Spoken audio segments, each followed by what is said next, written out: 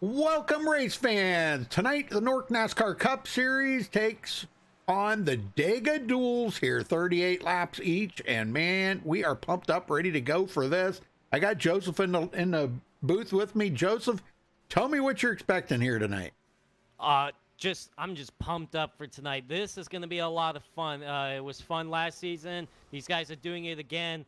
Ladies and gentlemen, you are going to see a show tonight. This is probably going to be one of the best races of the season. Not one Talladega race, but two Dega races, two 38-lappers. And these guys just put on an exciting show each and every week. But tonight is going to be extra special. So I am just ready to go, Rudy. We're just going to see some great racing. I feel our voice is going to blow out again during these finishes like they did last season. But other than that, I'm just ready for some amazing racing. Hope the fans would be ready as well. Well, real quickly, I do want to announce that we just were informed just moments ago that the Nork-Tona 500 will be next Tuesday night. Oh, man. So, man, going to be awesome. So tune in for that, man. That's always a big time. We get a crap ton of viewers, and man, I'm telling you, I am so excited for that. That's beyond anything. And, all right. What? Oh, I was just going to say, for those that doesn't know what the Nork-Tona 500 is, it's the Nork version of the Daytona 500. So these guys will be racing at Daytona next Tuesday night for 200 laps. It was so much fun when they did that last year, all 200 laps. They're going to do it again, and I'm excited to join you in the booth next week for that, Rudy. Very good, very good. Well, tune in later tonight, folks, for the Extreme Motorsports 99 Truck Series. And then coming up tomorrow night, we have the Laura Truck Series and also the Extreme Motorsports 99 Xfinity Series. Where are you guys at tomorrow night, Joe? We are at Homestead Miami Speedway. That's right. Yeah, next to the last race of the season. Yep. Man. All right, let's look at the race analytics here now. While I was just informed that they can't actually make it the whole 38 laps, but they do have 3 green-white checkers looming, so they will not be able to make all 3 of them green-white checkers without stopping for fuel. I can guarantee it. If somebody did, they're running some extra fuel in the roll bars or something. But anyhow, 69-degree air temperature, 70-degree track temperature, and like I said, 38 laps each. That's 101 miles for each one. We'll have a short intermission in between, folks, so you know, don't go anywhere, because we'll be back as soon as the next room goes up. We'll be right back in there, and it shouldn't take but about maybe 5 minutes. Tire window, they can actually, well, they don't have to worry about tires. And again, like I said, fuel, they won't have to take any fuel unless they go into green-white checkers. We may have to see some guys stop and probably take on at least a splash of gas. And pit road speed, 55 miles an hour. All right. The points coming into tonight. Bobby Zielinski holding on to the point lead yet by 28 points over Anthony Emery. John Barry in second, 29 back. Tyler Ducharme in fourth, 55 points behind. Will Klein in fifth, 57 behind. Brad Bothwell, sixth place, 65 behind. Aaron Smith in seventh, 66 back. Taylor Fry in eighth, 67 back. Sean Williams in ninth, 74 behind. And Bobby Chaney rounds out the top 10, 82 points behind. Joe? Justin Lisby will sit 11th in points, 90 points back. Elijah Gracia sits 12th in points, 92 back. Femi Olad moved up the most spots in the points last week at Richmond. He is now 13th in points, 97 back. 1 point behind him is Dallas Myhan, sitting 14th in points, 98 points behind. Patrick Colby, 15th, 101 points back. Spencer Madden, 16th in points, 105 back. Terrell Baker, 17th in points, 108 points behind. Nick Musinix, 18th, 109 back. Ariati sits 19th in points, 114 points behind. And Jared Darling rounds out the top 20 in points, 118 points back. But you know, Rudy, about this race, anyone can win this race, and somebody that's not even in the top 20 could lock themselves into the playoffs in a few weeks. Yes, exactly. Yes. I was thinking that myself. And they get points for each race. So that's what's really kind of cool about it. So we'll briefly talk to the winner at the end of the first one. It'll be a brief interview because we need to get right over to the next room, but we'll talk with him. while Joe's talking to the winner, I'll tell you what, Joseph, I'll put that off onto you. You can talk to him, and I'll get us into the next room. How's that? Sounds good, man. Because I want to try to get in there just as quickly as I can, because they're only going to have 10 minutes of practice in that second room. Yeah. So it'll have to be pretty quick. All right, folks, we're going to step away and play the national anthem. We'll be right back with qualifying, so stay tuned. The Talladega Duel's coming up.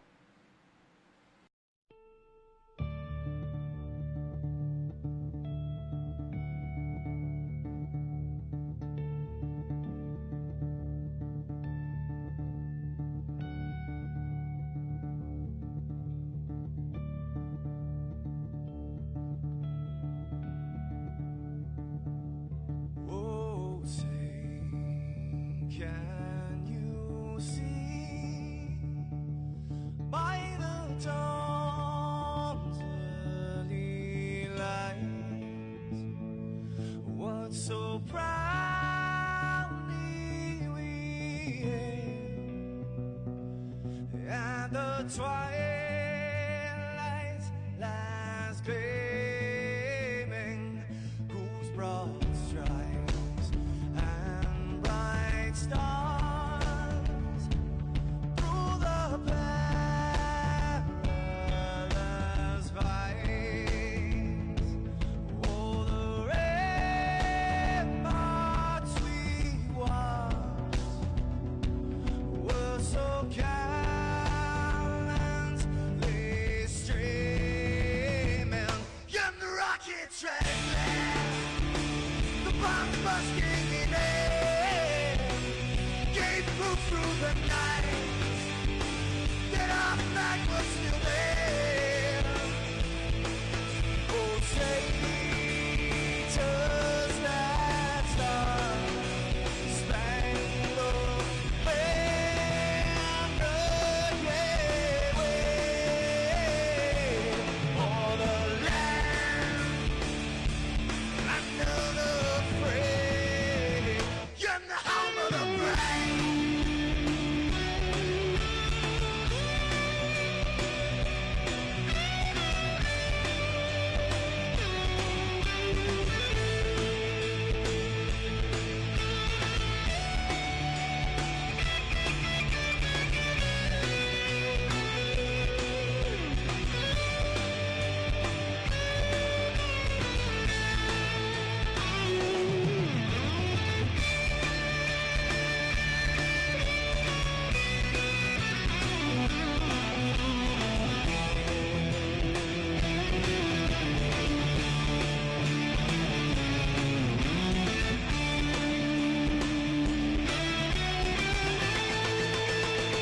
Because we are the brave. Yes, we are the brave. We'll fight to invade the name of the brave. We are the U.S. of A. For those unaware, that flag is still there. It's our future to save. Stand of the brave, the U.S. of A. Oh, say does that star-spangled banner yet wave for the land of the free, and the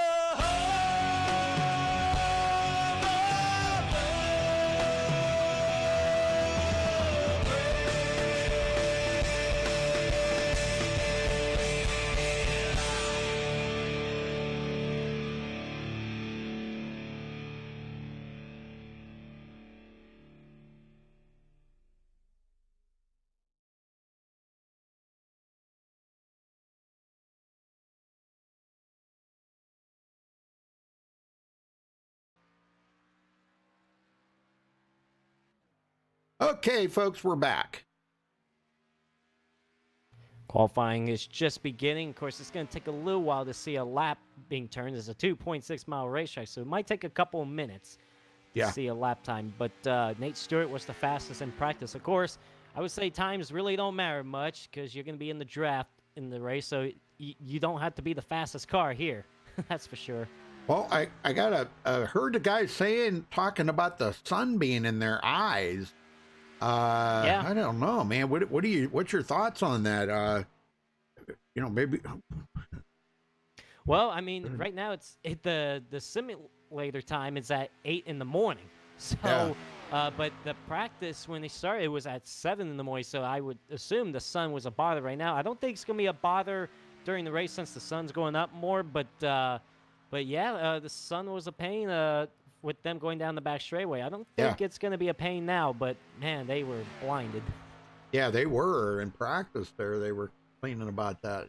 Like, holy man, is that going to be a problem tonight for drivers? Because this is not a track that you want to have low visibility in when you're racing 200 mile an hour side by side with each other. You don't want to be blinded by sunlight.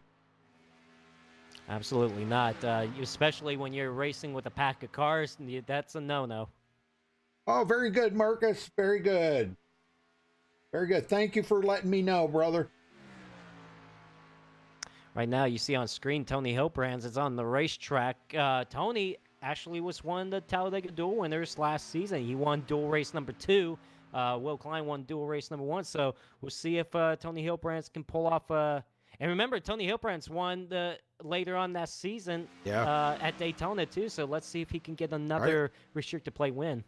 But let's not forget the guy that always seems to slip through the middle, Will Klein, and grabs a win in one of these duels, somehow manages to get through this. Don't ask me how. I mean, for you guys in chat, if you guys saw last season's Talladega Duels, the season opener this season in Daytona, both times he was outside the top 10, and big wrecks is happening in front of him, and he somehow slips through and goes on to victory. So how can you not pick Will Klein as a favorite for one of these duel races? You got to expect him to come out of nowhere and win one of these races. Yes, sir. I expect it. And he sounded pretty confident, maybe a little overconfident on Facebook there when he was talking about it earlier. Maybe just a little overconfident. He kind of sounded a little cocky to me about it. I mean, look, he got lucky, 2-3 times doing this. I know. So I don't see how you can't. It's pretty crazy. Yeah. Oh, right. Yeah. I'm not saying that he hasn't earned that right, but. Oh, absolutely. Yeah. Well, Spencer Madden to the top of the leaderboard right now.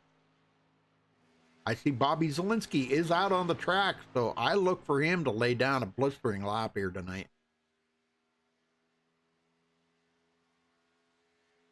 Being a pro driver, let's see. Well, we've got some guys in here we've got some pros, and we've got some guys that are close to being pros or ex-pros, like Marcus Richardson. He was a pro, and then he got out of it. Trying to see if there's any others in here right now. I thought there was somebody else was in here that. Maybe I'm wrong. I might be thinking of a different league. Oh, wasn't Femi? Femi was going to try out for it, honey, or? Yep. Yeah. All right, now 30 seconds left. Spencer Madden still holds the top, but we still got Bobby Zelensky. No, Bobby Zelensky's not doing another lap anyway. Nope. So he did a one and done. He's going to be starting 8th. It seems like we got half the field qualifying, and then half of them is probably going to stay in the back for a little while. But with 38 laps, really, how can you just sit back there? I know. It's not a lot. It's 38 laps. Honestly, it looks like a lot, but it really isn't. No, it's so difficult to pass. Look at that, Taylor Fry come in 3rd just at the last second. Awesome job by Taylor Fry. All right, let's get him down here on the grid, and we'll start him out here. All right, Spencer Madden taking the pole, the 52.292. Congratulations to Spencer for grabbing the pole. Ariotti will start 2nd. Taylor Fry 3rd. Femi Olat will start 4th. Josh Robin 5th. Nathan Lewis 6th. Justin Lisenby 7th. He's in here defending, not trying to get back into the top 10. Anthony Emery 2nd in the point. He's going to be starting back here in 8th place. Bobby Zielinski, our point leader, starting 9th, and Tony Hilbrands 10th. Joseph? Yeah, starting 11th is Tommy Gossett and Terrell Baker starting 12th beside him. In row 7, we got Elijah Gracia and Marcus Richardson 13th and 14th. John Barry and James Coulibaly will take up row number 8 in 15th and 16th. And then in row number 8, we have Sean Williams and Jared Darling in 17th and 18th. And in row 10 is we got Dallas Mayan, who posted the last qualifying time. He will start 19th, and Aaron Smith will start 20th. All right, Will Klein 21st. Watch Firm to pull out a sneaky win here tonight. Bobby Cheney 22nd. Zoltan Hertzeg, yay! Zoltan's back, great. Start 23rd. Spencer Owens 24th. Tyler Ducharme 25th. Cody Miller 26th. Justin Gable 27th. Tom Mercier 28th. Nathan Stewart 29th. And Nick Musinek starting 30th. Joseph? Cody Lama is switched 31st with Patrick Colby 32nd. 33rd is Scott Shire and Andrew Cardinelli 34th. And then Brad Bothwell will start dead last in 35th. So 35 cars entered tonight's dual race number 1. Awesome. That's a big field here for Talladega. Oh, man, and that means there's probably going to be a big carnage, too. Oh, yeah. Yeah.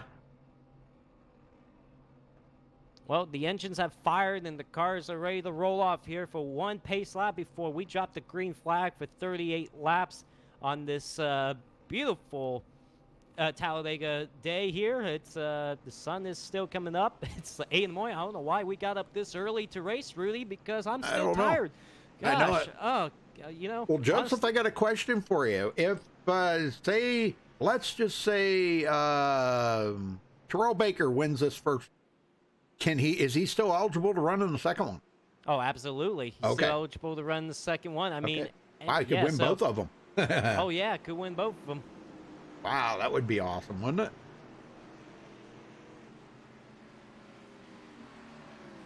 So how about that would be awesome. Spencer Madden and that nice Mark Martin throwback on the pole for dual race number 1. We'll see how he does in this race. Who knows, could pull off a victory tonight. Spencer Madden, of course, comes into tonight's race 16th in the points, so he's a little bit outside that top 12. He would love to get a win to lock himself tonight. You bet. You bet. Yeah, I like that Mark Martin throwback. That's pretty awesome. A lot of pretty nice paint jobs out there tonight. Ready for now with Nortona being next week. I would not be a bit surprised to see maybe some really fancy looking paint jobs next week at Daytona. That may be pretty cool. Nortona 500 next Tuesday night, folks. Put that on your calendar. Do not forget it because it is one of the highly anticipated races of the Nork season every year that they put on in February. And it is an amazing race. It is amazing time in chat. And Joseph and I'll be here, and we'll try to keep you apprised of every single detail that's going on out there on the track. It's going to be crazy. All right, ladies and gentlemen, 38 laps in each dual race. Not one Talladega race, but 2 Talladega races tonight. Thank you guys so much for tuning in to Max Speed TV on this Tuesday evening here on Max Speed TV. We're set to go for some good racing. Chicken TCB, nugget. you ready Chicken to go? nugget. Oh, God, yeah, I'm ready. Oh, God, all right. Set us off, man. All right. All right, boys, here we are here at Talladega, the first Talladega Duel of 2020. Can I get a good old Talladega? Yeah!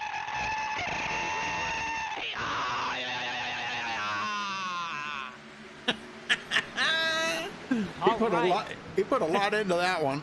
Oh, absolutely. All right, the green flag is in the air here at Talladega Super Speedway. They're still getting up to speed right now.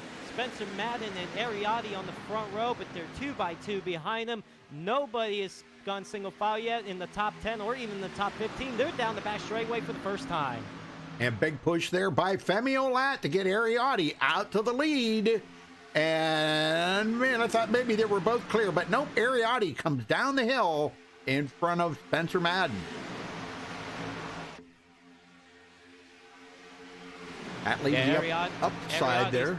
Yep, Ariotti is cleared on the bottom lane in front of Spencer Madden, but here comes a good push by Anthony Emery pushing Femi Olat to the race lead on the outside lane. Who's going to lead at the line? It looks like Femi Olat is going to lead the first lap.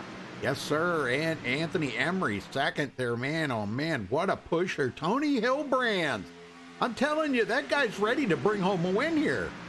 Yeah, Tony Hilbrand's won the Talladega Duel race number 2 last season. He's ready for another one tonight, whether it's in race 1 or 2. So far, he's running the second car on the outside lane, pushing Anthony Emery to the race lead right now. Yes, sir, and I don't know, he is going to take over that lead. Holy smoke.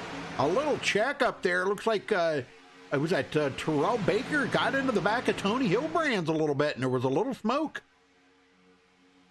Yeah, you really got to be careful pushing these cars. You got to hit them square on. Little misjudgment, and it could create a big one tonight. But look at this. Femi Olat trying to go. Oh, man. Yeah. Just like that, Rudy, you got to be squaring on their bumpers, because if you misjudge a little bit, you might most likely turn the guy in front of you. So Femi Olat did a good job hanging on to that car. Oh, look at this. Bobby Zielinski's not wasting any time. He takes it 3 wide up the hill there with Nathan Lewis in tow. Bobby looking to try to get to the point lead, or to the lead, because he is our point leader. Yeah, so a third lane trying to get going with Bobby Zielinski and Nathan Lewis.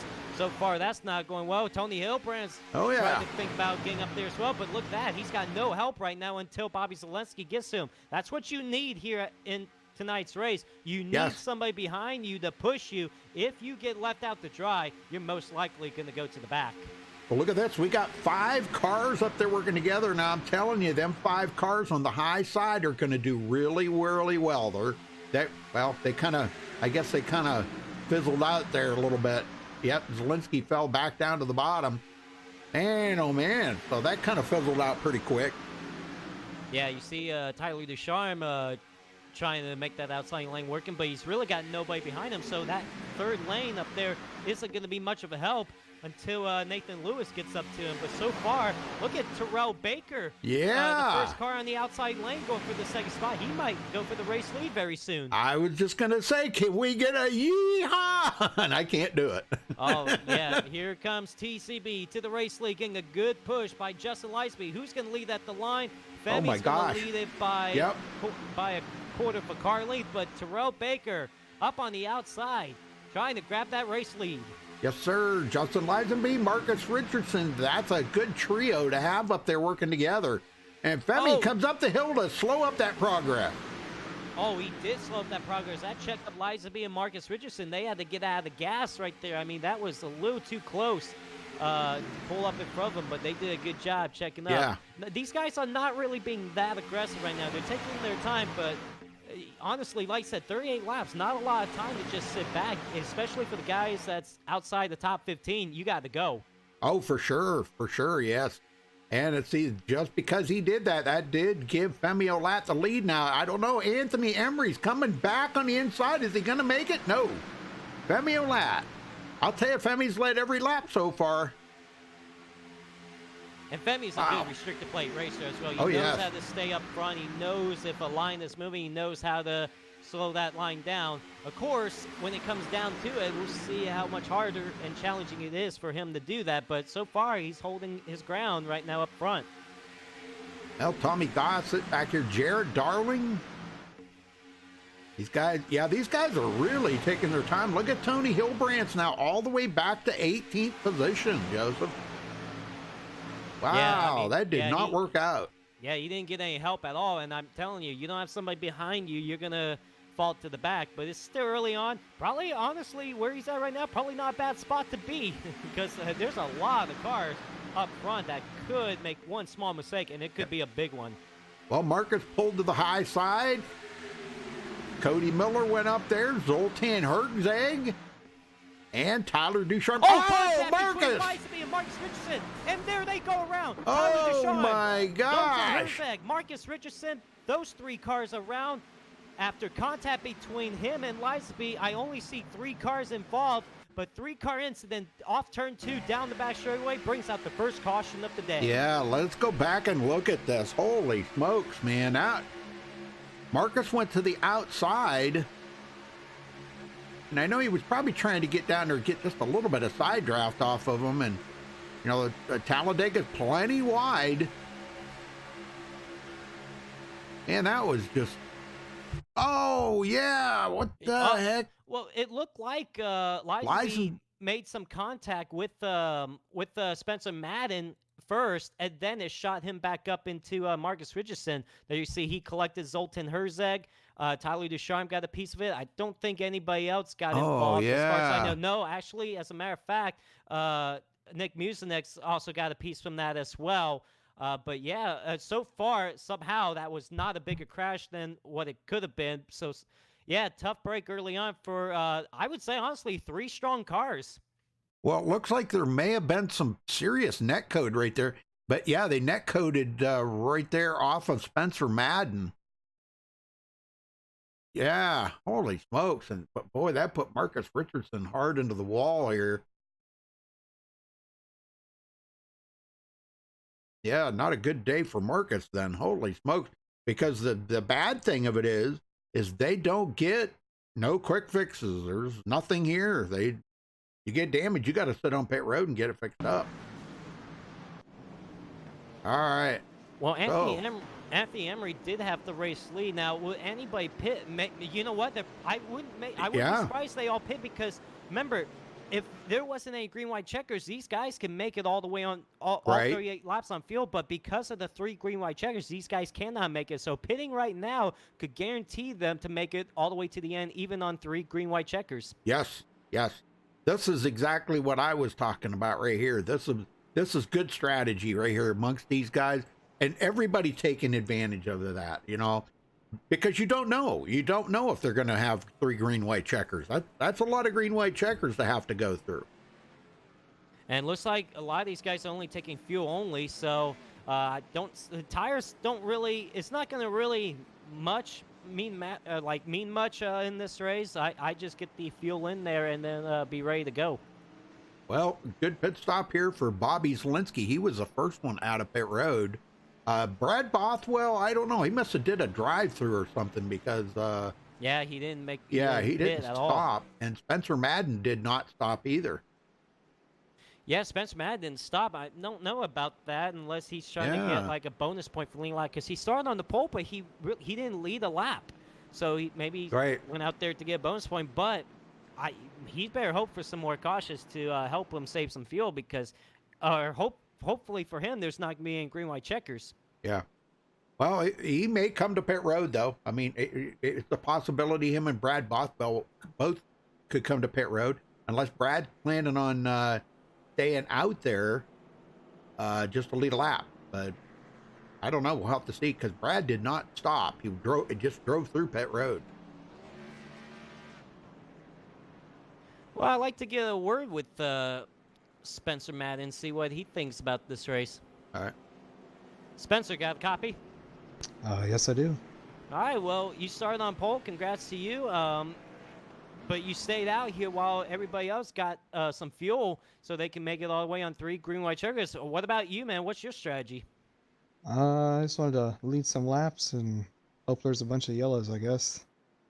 Or everybody pits again later. Yeah, you either got 2 options. Hopefully a lot of cautious to help save some fuel or no green-white checkers because you guys can make it all the way on fuel if the green-white checkers weren't a thing. But it seemed like you're pretty strong up front, but you got Femi Aladdin, Anthony Emery that's also been strong early on. So what's it going to take for you if it comes down to it? What's it going to take for you to just hold these guys off?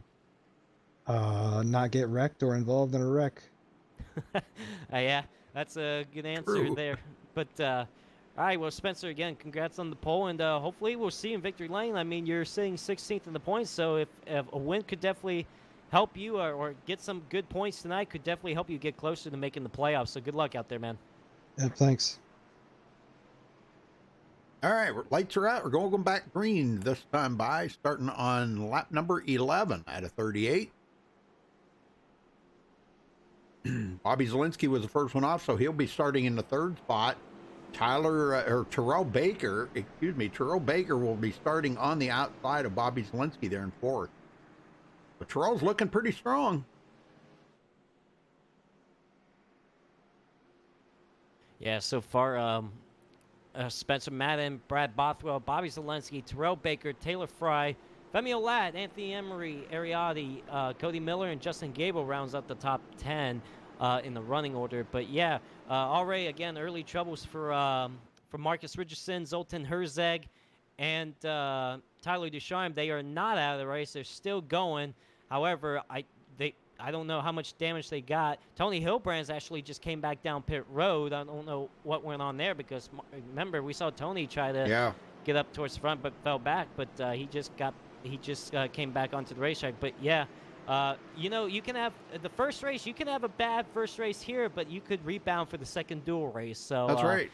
I mean, like I said, the point standings are going to fluctuate a lot tonight. So we'll just have to see what happens here.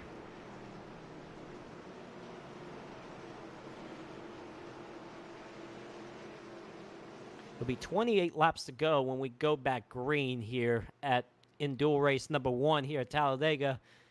So far, Femi Olat has led most of the laps, but Spencer Madden out front. Femi actually back to 7th, a little farther back. I don't know what happened. He just must have a slow pit stop. Some guys did take 4 tires, though. So some guys just took fuel only. Some guys just took 2 tires, and some took 4. So here we go. The pace car is off. And Spencer Madden, Brad Bothwell will lead these guys back to the green flag. Again, it will be 28 laps to go here in dual race number 1. And here we go. And green flag back in the air. Green flag. Now, I'll tell you what, I wouldn't jump out that far to a lead, honestly. No. At any other race, any other track, that would be okay. But at Talladega, they're going to swallow you up if they get a good run on you. But it looks like so far, it's like everybody's... Oh, man, some big bump in there with Terrell Baker and Bobby Chaney. Or Anthony Emery, I'm sorry. Anthony Emery, yeah. He got into the back of Terrell pretty hard there. Good save by Terrell, though. And here comes Femi Olat pushing the daylights out of Brad Bothwell on the high side. And Bobby Zelensky jumps up to the high side. Yeah, Bobby Zelensky pulling up right in front of Brad Bothwell, trying to grab that race lead. Bobby Zelensky, of course, your points leader coming into tonight's race. He would like to get some more points after tonight. And it looks like so far... He may get a bonus point out of this. Yep, he did lead at the line there by half a car length. Very good, very good. Bobby Zelensky.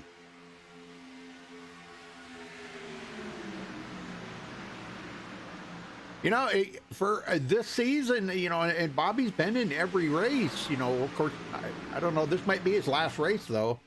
Well, or maybe next week. Oh. Next week might be his last race. I tell you what, sorry, go ahead.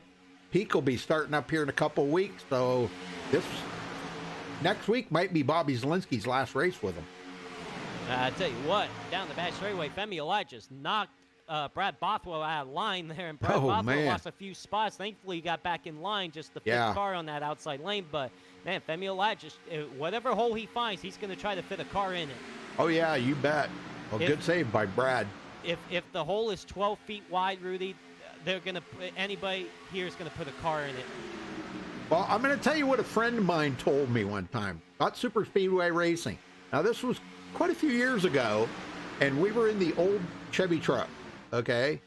He said, if half the width of your front end, if half the hood will fit in there, you go. That's what he told me. And I'll tell you what, I did it, and I won.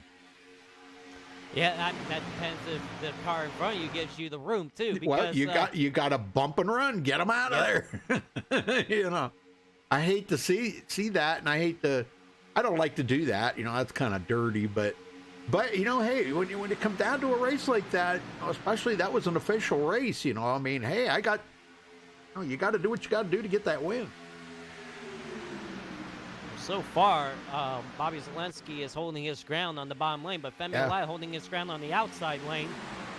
Those two doing a good job staying up front. You got Spencer Madden pushing Zelensky, Ariati pushing Femi Olat. But so far, it looks like the top 10 is just 2 by 2, not really just staying in line right now. How about Cody Miller up to the 8th place after starting 26th, and Sean Williams sitting right beside him. He started 17th. Man, they've come up through the field nice there. I mean, that that's what you could do at Daytona and Talladega. You know, you could start in the back, but you can get up to the front in a matter of a few laps when you're in the draft, or it could be vice versa. You could go from leading to all the way back to like 25th or something. And look at this, Femi Olat finally clears Bobby Zalenski. He pulls down in front of him and takes the lead. Yes, sir. Femi, boy, I'll tell you what.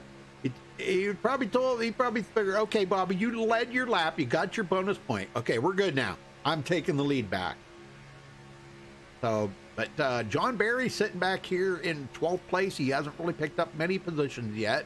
We're riding along with John right now. It looks like pretty good racing out there. The guys are doing really well.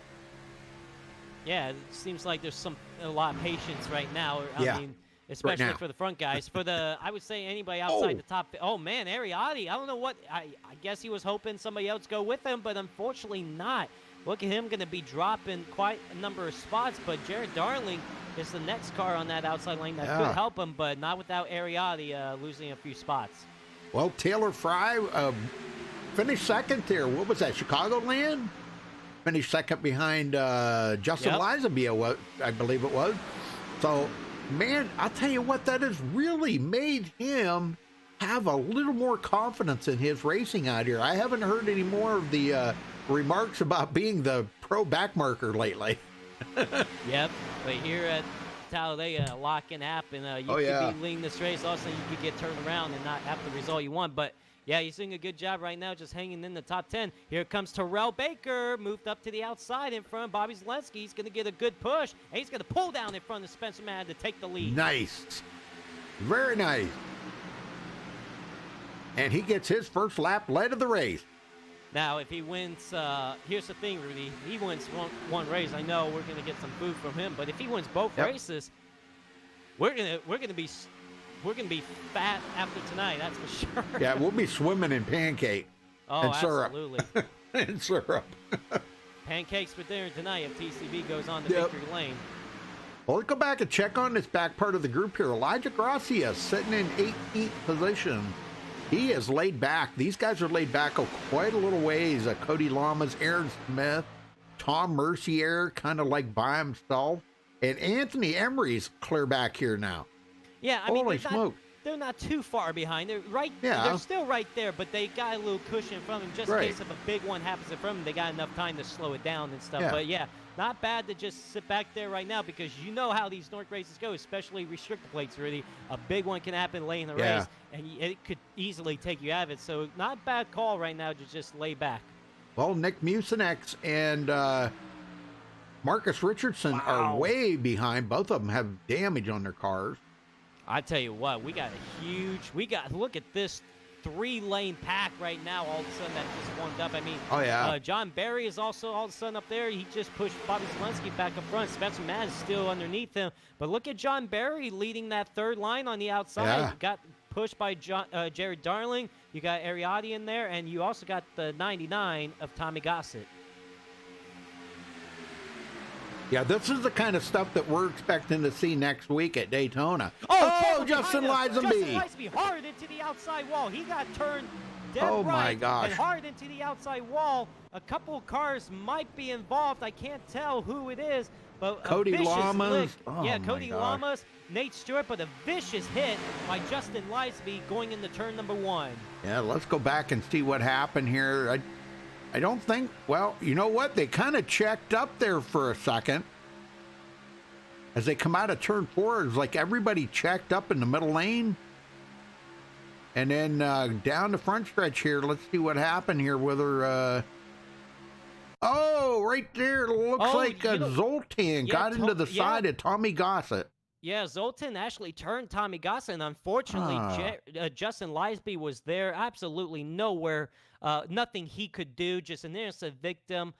And look at these other cars trying to stop behind them.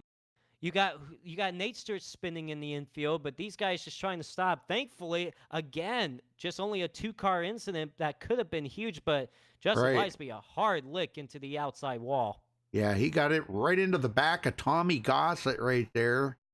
And that sent Tommy Gossett down the hill right into the side of Justin Lisenby. Lisenby had absolutely nowhere to go. I mean, he was just an innocent victim. Nothing he could do. I mean, what? Nope. Just a bad bump by Zoltan Herzey. It turned Tommy Gossett right down into him. So, Oh, man. I mean, again, just Lizaby was just an innocent victim. Yep. Well, looks like Zoltan, boy, he ghosted through him. Good. Wow, that was good, but man, oh man. Justin Lisenby, what a ride he went for. Yeah, all 4 tires went off the ground. That's when you know that was a hard hit. If all 4 tires, if a 3,500-pound car lifts off the ground like that, that means it was a hard hit. Yeah. Well, we may get a couple takers. Spencer Madden is going to come in. He says, "You know what? We got a couple takers." And Brad Bothwell. Not a lot of takers though. Yep. It means that puts Bobby Zelensky. Of course, he was leading when the caution came out. So far, doing a very good job.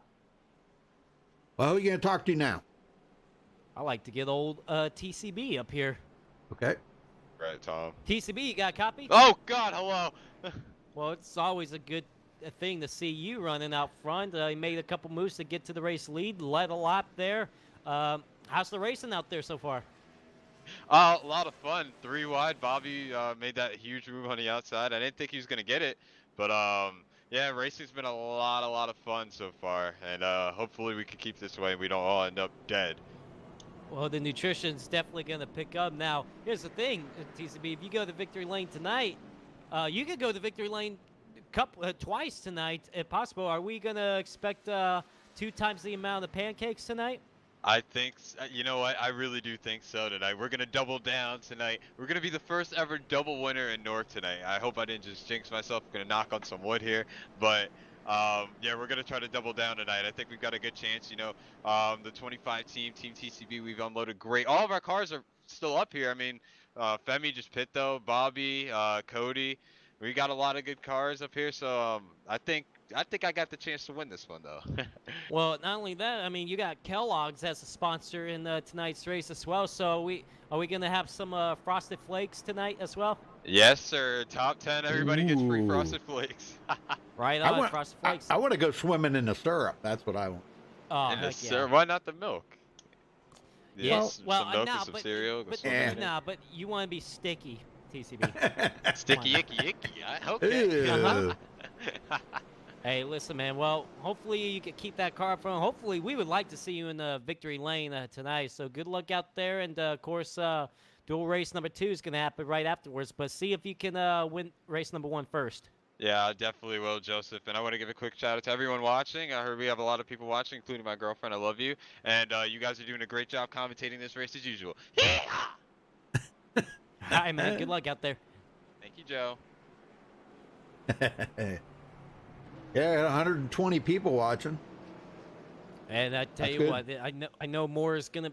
I know there's gonna be more coming in pretty soon, and I know there's gonna be a lot of you guys tuning in next week. North Kona 500. Oh man, the last 2 seasons, MaxSpeedTV has broadcasted North Kona 500. The viewerships has just been incredible. We expect hopefully a way better viewership than last season. Hopefully you guys tune in for the fun. It's gonna be a good time.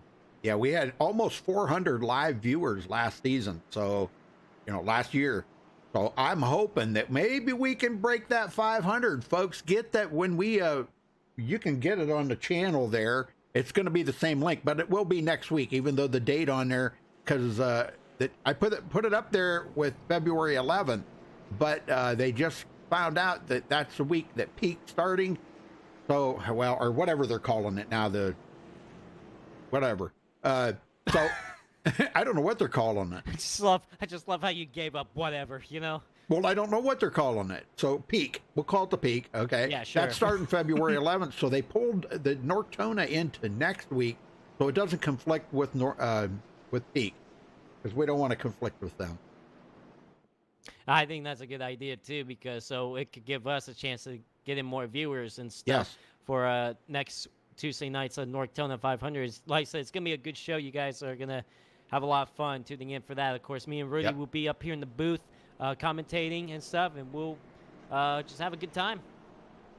And get that link, folks, and send it out to all your friends and get all your relatives in there, your neighbors, your aunts and uncles and cousins and brothers and sisters.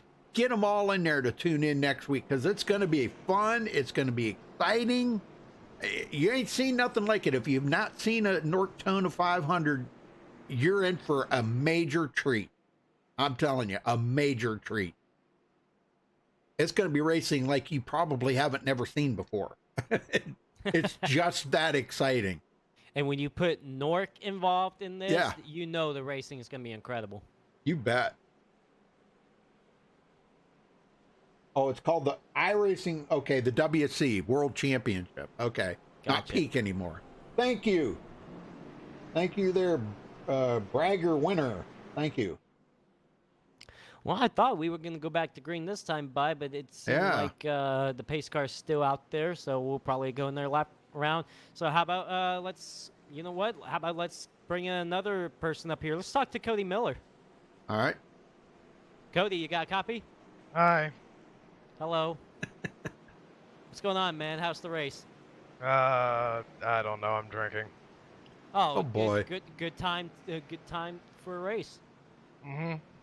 All right. Well, that you have said before, you know, driving drunk is the way to go on to win races. Yeah, but no. Well, yeah. What are you I probably- drinking? Oh, they're moving. What? Let's see. Some Captain Morgan here. Okay. Ooh, good stuff. Yeah, that. Yeah, well, you know. And we're going between just some normal Coke, you know, and just a bunch of other types of soda because I am out of Coke. So, yeah, we're just throwing a bunch of stuff together here. All right. Not a bad thing. Well, Cody, you know how these races could go down to the end. So, what's your prediction for this finish coming up? Are you gonna be on 4 tires or be on your roof? Oh, I'm gonna get murdered. I guarantee it. I'm gonna be on my roof, either on the roof or I'll fly out of the track, so I'll like not even get scored. All right. And if we don't die, it's gonna be an extreme surprise to me. But I guarantee we're all gonna die, and it's not gonna be a good time. Now, what if you win one of these races tonight? What kind of celebration are we gonna expect? I would be in such high disbelief it wouldn't even be. Just imagine. I just couldn't imagine it. All right. Wow. Well, Cody, see, I mean, I'll probably agree with you. You're probably gonna fly out the track, but Right. who knows, man? I'm not gonna say luck because you said there's no luck, but who knows? I Maybe mean, you victory lane. interviewed me, so I'm gonna get murdered. So it's fine. Yeah, there Oh, you my go. God. So, all right. Well, Cody, try to keep all 4 tires, man. Okay. Well, Bobby Zielinski starting on the outside as the pace car heads to pit road. That gives Terrell Baker the bottom line, but we know that outside line moves pretty quick with Jared Darling up there. And, wow, that's John Barry behind Terrell. That could be interesting. Here we go.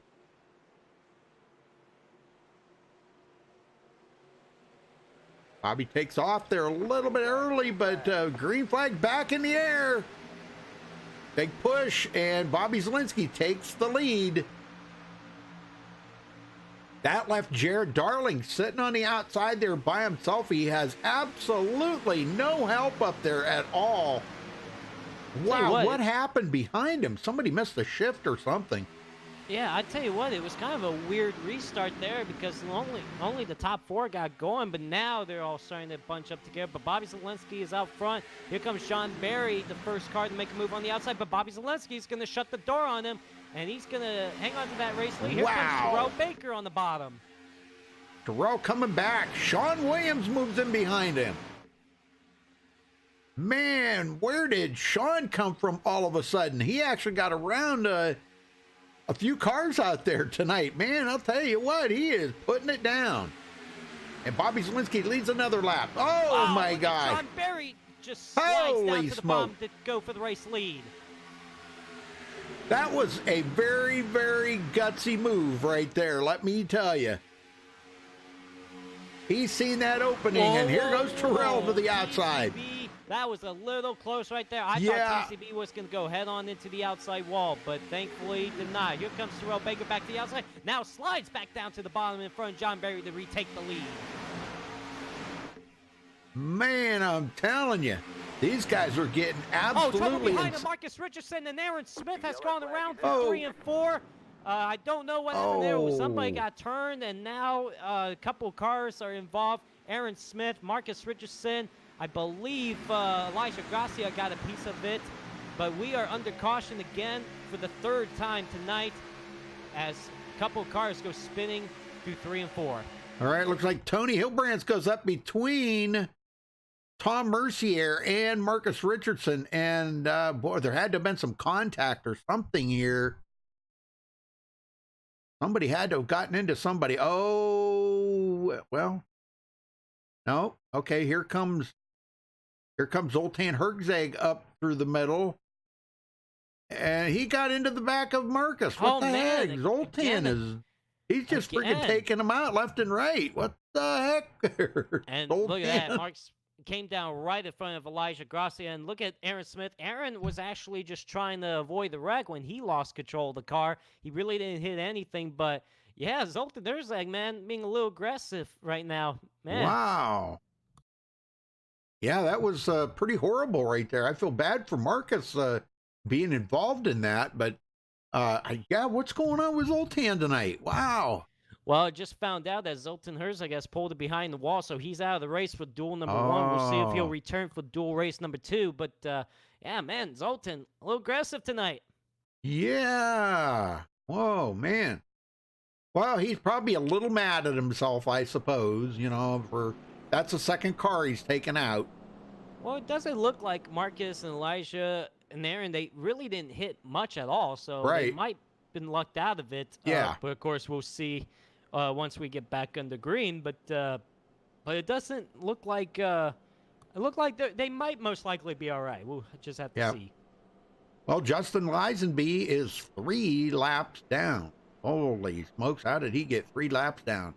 Remember he hit the wall head on. Yeah. He was the big hitter on that last caution, but he still got another race to rebound. So like I said earlier, you can have a bad first race, but you can rebound for the second race.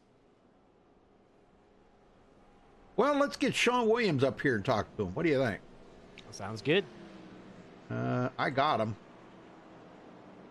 Sean Williams, you got a copy? Hey, Rudy.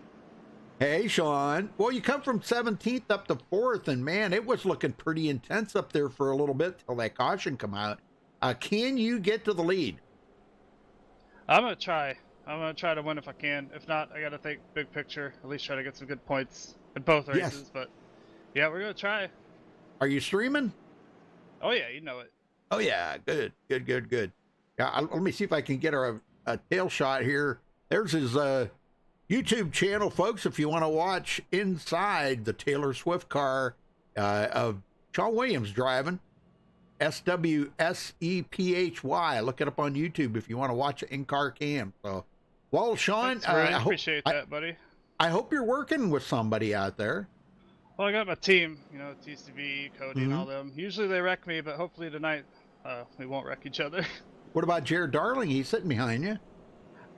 We're not on the same team or nothing, but I work well with Jared. We're good friends. I'm sure, all of us up here, I'm sure we'll help each other until we get to that last lap, and then the gloves are off. But, yeah, I got a lot of good guys around me. I don't know, those first 2 wrecks, I was scared. I think they wrecked beside me both times. Yeah. I don't know how I'm still rolling, but we're good. Well, that guy right ahead of you, are you guys, like, in cahoots to try to beat Bobby Zielinski here tonight for sure, or what? Bobby, I don't know. We're friends too, so I know. It's all right, but he does win a lot. Maybe one of us will take him down this time. Not wreck him, but not let him get that top step. Yeah. How many races has he won this season, Joseph? 3. 3. Bobby Zielinski. Yeah, that's why he's the points leader. Oh, I'm sorry, 4. 4. Okay. Man, I'll tell you what. He's one of the best, man. That's why he's the pro. That's right. All right, well, we'll let you go, Sean. Good luck out there, man. Bring the TCB team home. And we're going to try. Thanks for the curse, Rudy. You bet. Just kidding. I love you, buddy. I love you too, man. These guys, curse. What curse? Yeah, we don't have any curses anymore. Maybe these guys start driving better after we interview him. Maybe that's right. Maybe they won't be no talented has-beens. That's right. Well, we should get the one to go this time by. I thought we would have got it that last time too. Chewing up a lot of laps here under caution. Wow.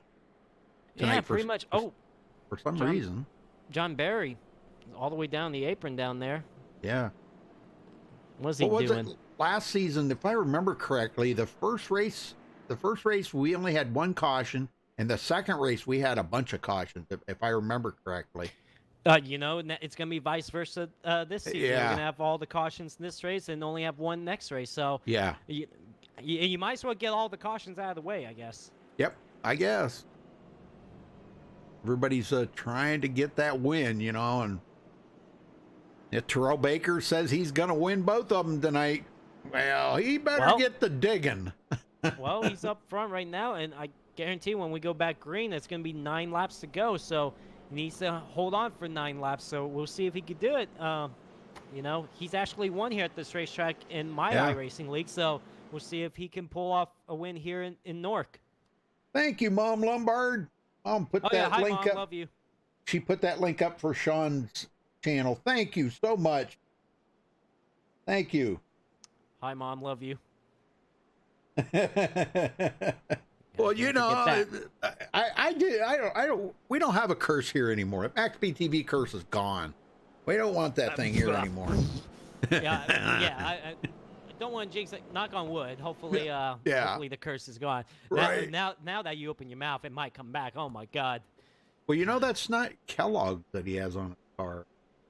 It's Kellogg's.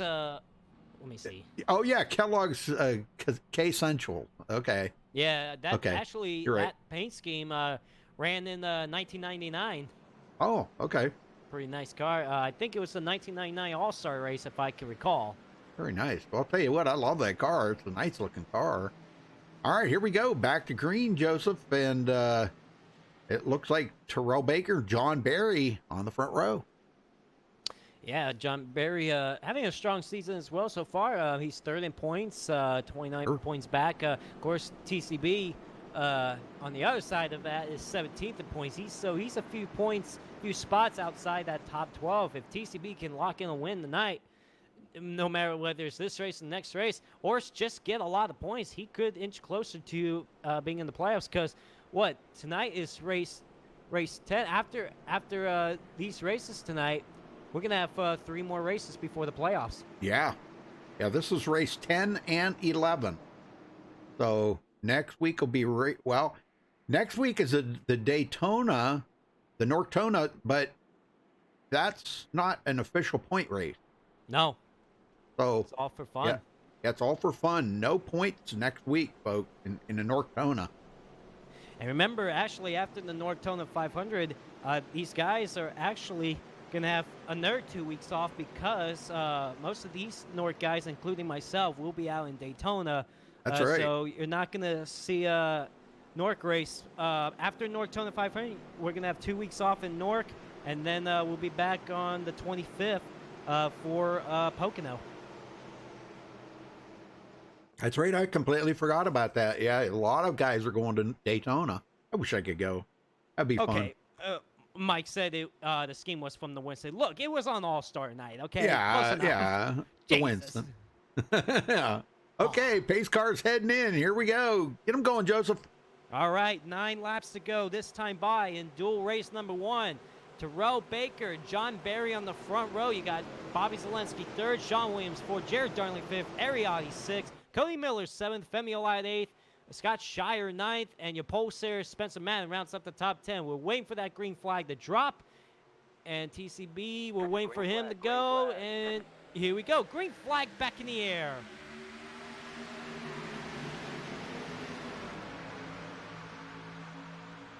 Yeah, I don't know if Zoltan's even going to come back because he left TeamSpeak too. I don't know. He might have. Maybe somebody cussed him out or something in there. I don't know. Well, look at that. The top 2 cleared from John Barry. Look at Bobby Zelensky make some moves, and Terrell Baker trying to pull some blocks, but it's going to be hard to fight with Bobby Zelensky and block him. Here comes Bobby Zelensky to the race lead with Jared Darling pushing him. Wow, they're 3 wide up on the top there, but they're not making a whole lot of headway up there right now. That is, I believe, Justin Gable up there. And Bobby Zelensky saw that outside lane moving, so he pulled up in front of him. Here comes Jared Darling on the bottom lane to try to retake the lead. Sean Williams basically got shuffled out of line, and he's going to drop back a little bit. Sure is. And Bobby Zelensky leads another lap. Bobby comes down a hill. Here goes Terrell Baker back. Now, if I was any of these guys outside the top 10, I'd go right now to try to get up to the front. But if any of these guys, maybe top 3 or top 5, probably wait until that final lap. If there wasn't any green-white checkers, you have to make your move within the last few laps, or else caution could fly and the race could be over. But since we have 3 green-white checkers, you could wait till the final lap. But yes, sir. Rudy, where's Will Klein right now? He is 25th. He's Ooh. 25th. I'm just waiting on him to figure out a way to get up to the front, maybe steal a win. Yeah, it's still possible. It's still possible. But I feel there might be another wreck before this race is said and done, the way these guys are racing. We have 7 laps. Oh, and here we go. I just spoke it just right now. Got 2 cars around on the front straightaway going to turn 1. Taylor Fry. Yeah, Taylor Fry is one of them. Tyler Ducharme, another involved. But yeah, I just said it. We might have another wreck. I can't see this race going green all the way. And unfortunately, it did. It involved Nathan Lewis and Taylor Fry for the most part. Yeah, Nathan Lewis up on the high side there in that beautiful chrome 27. And Taylor Fry on the bottom. Let's see what happens here. Might have been, that might have been Sean Williams' fault there, because he was almost like pushing the pusher. Oh, Spencer Madden. You know what? Spencer Madden got sideways in front of Nathan Yeah. Lewis. I think Nathan tried to check up. Yeah. And Sean Williams had no time to check up and slow down, and that just sent Nathan Lewis right down into Taylor Fry. So I don't. Oh, and Nate Stewart also got a piece of it. So I don't think I would fault really most of that on Sean Williams, honestly. Right. Yeah, because Nate, looks like Nate might have got into the back of Spencer Madden right there. And that sent Spencer down the hill a little bit. And then Nate had to check up. And Sean had no time to react to that. When they're doing 200 mile an hour, there's no time to react.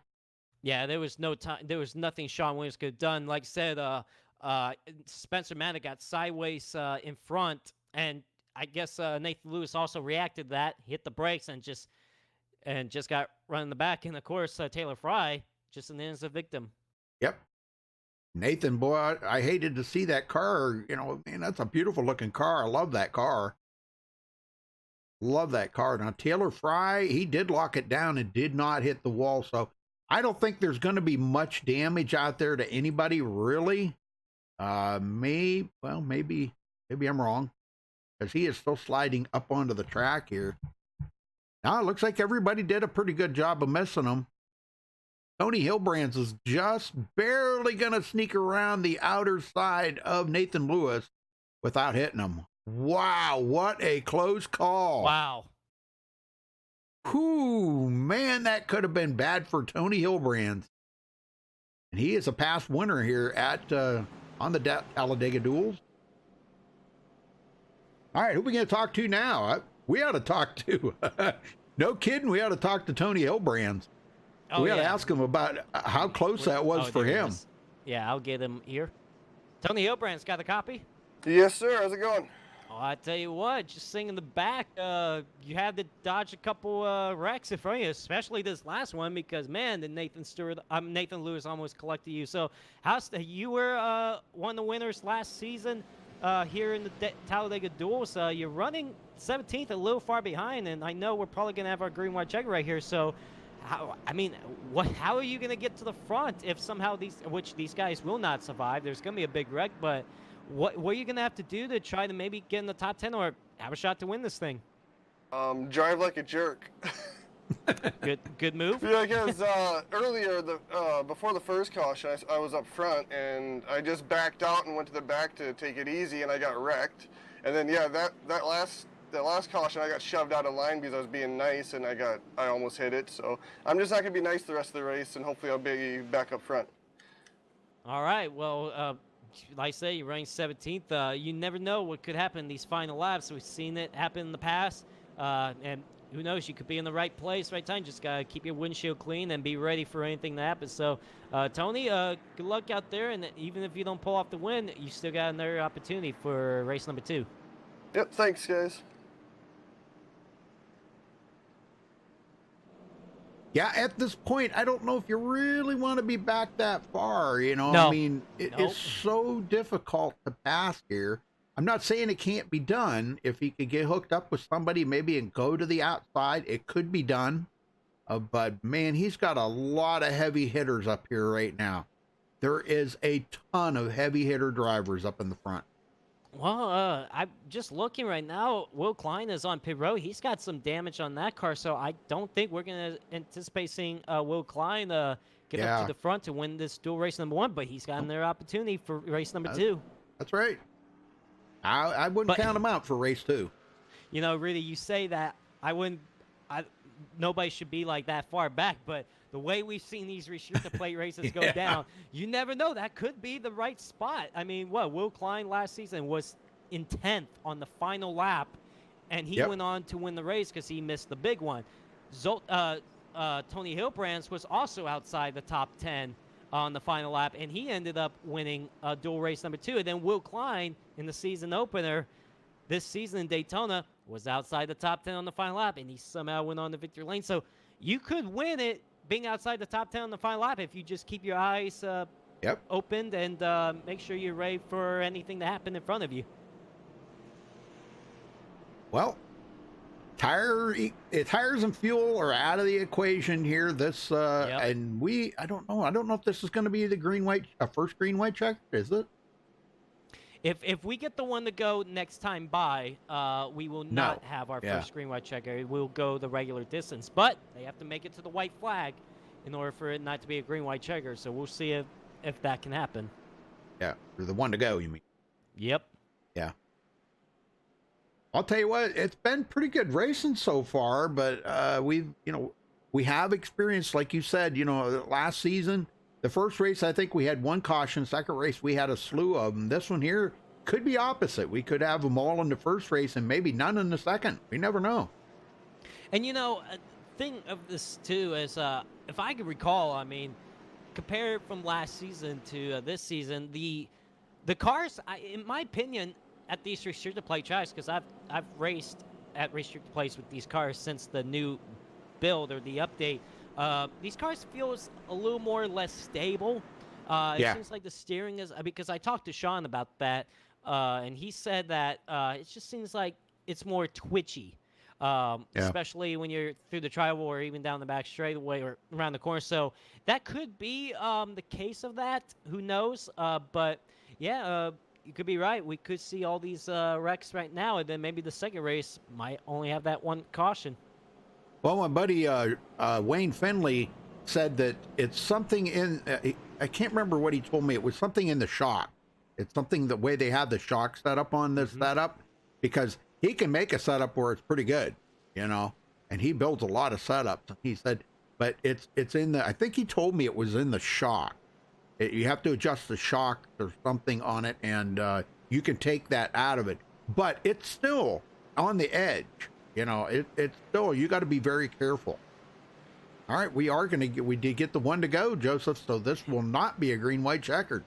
No, if these guys, get the restart going and we make it to the white flag before the next caution comes out, this will go the regular 38-lap distance, but got to make it to the white flag. If not, wreck happens, caution's going to fly, we're set to our first green-white checker, but I tell you what, honestly, my early prediction on who's going to win this race, I can't see why he can't beat Bobby Zelensky. He's been strong.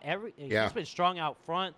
But we've seen TCB, and just as of late, John Berry makes some aggressive moves. Of course, Femi Olat, he's back to 7th. You can see him get up to the front. So we've seen a few guys battle out for the race lead in this first race. But I feel the strongest out of those 4 that I just mentioned is going to be Bobby Zelensky. So we'll see. But you know how these races goes when it comes down to it. You could be leading, all of a sudden you could be in the wall and wrecked out on the final lap. Well, you know what's good about having a pro driver in here? These guys have learned a lot of the input from Bobby Zelensky, a lot of data that they have collected mentally, and they're using some of his tactics on him today. I've seen it, and that coming down in front of him and blocking him and stuff like that. You got to do what you got to do to win. And that's why Bobby's a pro. Yeah, and you know, it helps them learn even for this second race coming up too. It's like, what did I learn the first race that I can apply to the second race? So, you know, for everybody out here, especially that's been running up front, is learning something so they can prepare for that second race. But Rudy, we're prepared for a crazy restart, and hopefully we can make it to the white flag. All well, right, here we go. Go ahead. Yep.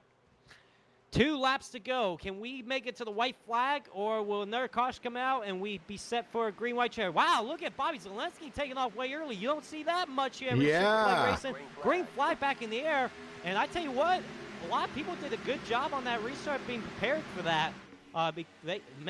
But Bobby Zalenski does take off. Look at TCB this. pulls up right in front of John Barry. Look at Bobby Zalenski. He's got no help right now. TCB is gonna make it easy on him to clear Bobby Zalenski coming off turn 2 and down the back straightaway. Look at Bobby Zalenski blocking Femi. Here comes John Barry taking a peek, but Terrell Baker does a good job blocking. Wow, I'll tell you, all 3 of them got by. John Barry, Ariotti, everybody got by. John, they are leaving Bobby Zalenski out.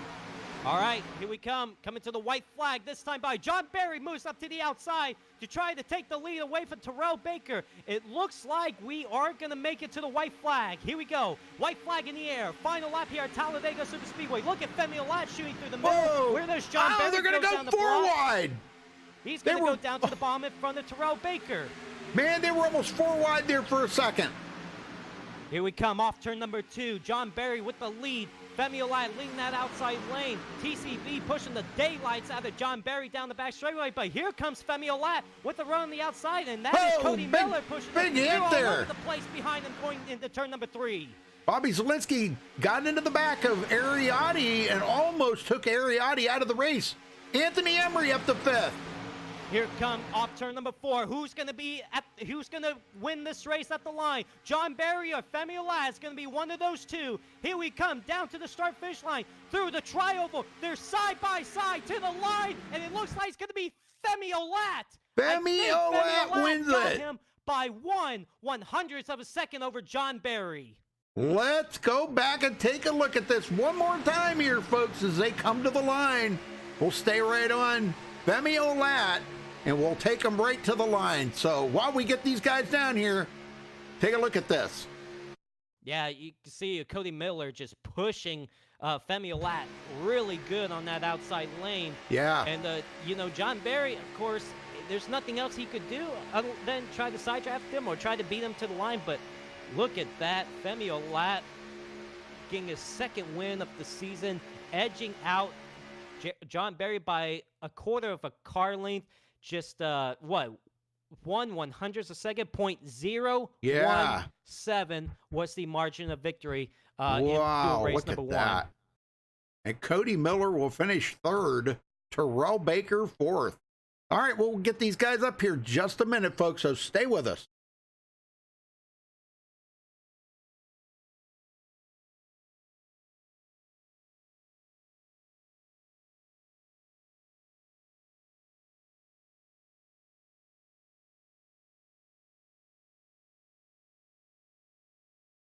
Femi Olat, man, what a run on that outside lane. You restarted 7th for that final restart, but all of a sudden, you and Cody Miller just made that outside lane work on that final lap, and you just had enough to edge out John Barry to the line by 0.017. So, Femi, congrats. Tell us about the race and tell us about that final lap. It was a little crazy final lap. They all just moved out the way, and I had Cody with me the whole time. Had a super run coming through the tribal and barely won the race. So thanks to Cody, because without him, I wasn't winning that. All right, and it would look like in this first race, you were a strong competitor, probably one of the strongest guys running up front. So are we expecting the same out of you for Duel race number 2? Yeah, just make moves when I need to and not hesitate, not think twice. All right, is there anybody you got to thank for this win tonight?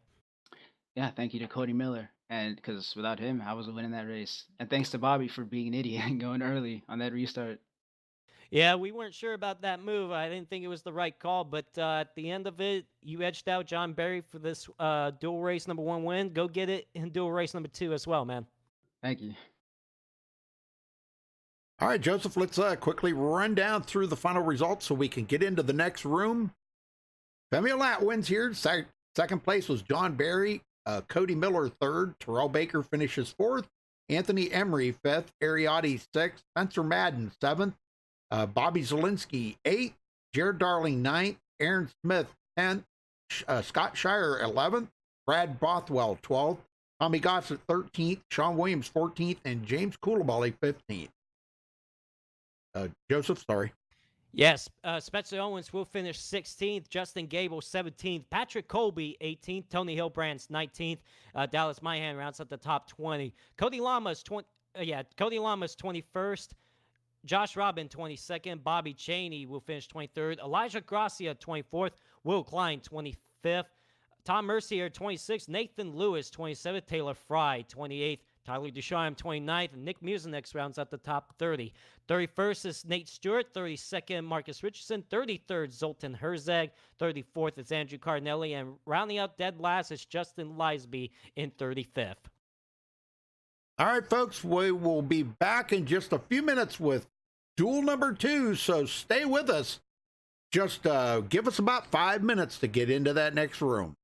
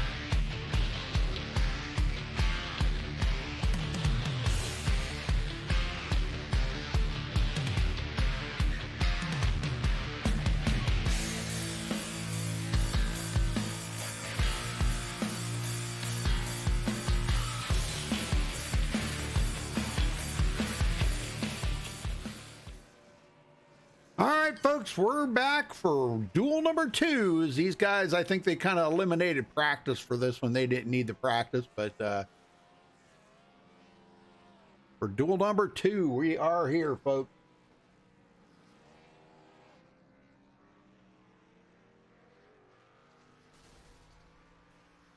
Let's see if this has any better outcome than the first one. If it's going to be similar or what we're going to see here tonight, I have no doubt it's going to be good. So I'm glad you've all stuck with us here for sure. Yeah, the first duel race was pretty incredible. Thank you guys for tuning in for that one. But duel race number 2 is going to get underway pretty soon. Femi Olat pulled off the win in the first one, just edging out John Berry. We'll see what kind of race and what kind of finish we're going to see in duel race number 2. So thank you guys for sticking around and tuning in for duel race number 2. I'm excited. We were already excited enough about that finish. We're excited about this second race getting underway. And we lost a lot of viewers, but oh well, they're going to miss some good racing. They'll come back, probably taking the break. They'll click back on.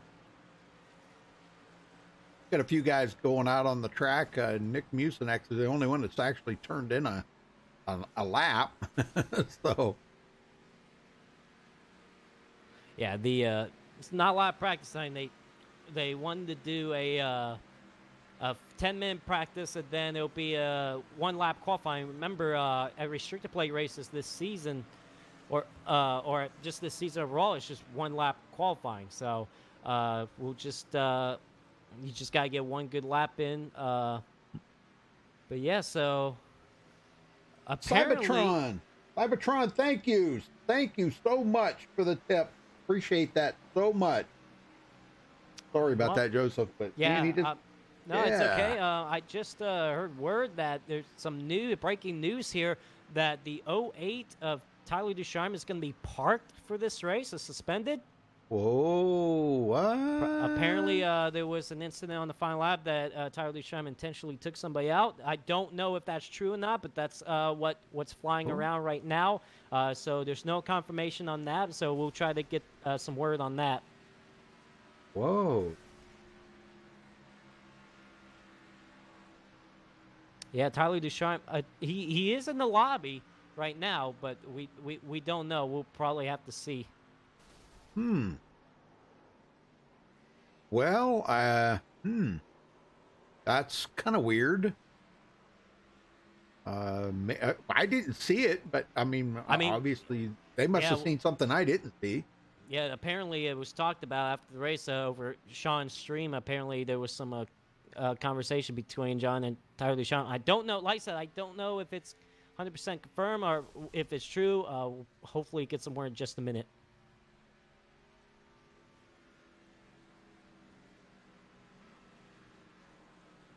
Well, I appreciate that, Cybertron. That is so awesome, man. I appreciate it so much. That is just amazing. Yeah, we haven't had anybody donate to MaxSpeedTV in quite some time. Leave a what do they call that? Super chat, I guess. But thank you. I can't thank you enough. That is awesome. Joe, you get them all the time on your channel.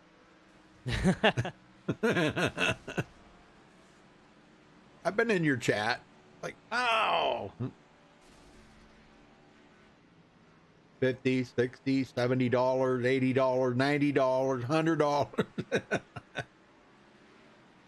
Well, so far, it looks like practice will come to an end in just about a minute. But, man, it's just ready to go for the second race. Of course, we got qualifying first, and then we'll have our next 38-lapper for dual race number 2.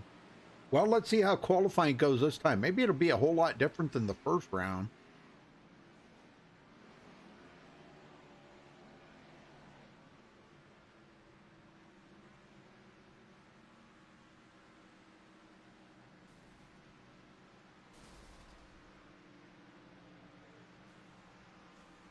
All right, it just got word that Tyler Ducharme is parked for this race. Will not compete in dual race number 2. Apparently, he tried intentionally taking out the 45 of Nick Mucinex on that final lap twice. Oh my God. So we don't really have any video of it or what, but that's what I'm being told by league owner man. John Barry. I wish I'd have saved the replay now. I'd like to went back and watch that. That would have been pretty cool. All right, coming down to the end of practice here, folks. Qualifying will be getting ready to start here in just a second for duel number 2 here for the North NASCAR Cup Series Dega Duel. Femi Olat winning the first one. John Barry second. Cody Miller third. Pretty good race there. So 4 cautions. Let's see if they can keep it down a little bit better race. Maybe everybody that went out there and learned a little bit, and maybe they can apply it here in the second duel. Let's see.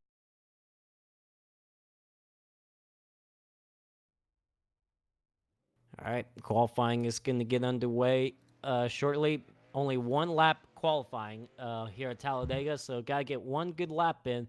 Tony Oprans, of course, only 6 cars made lap time during this practice.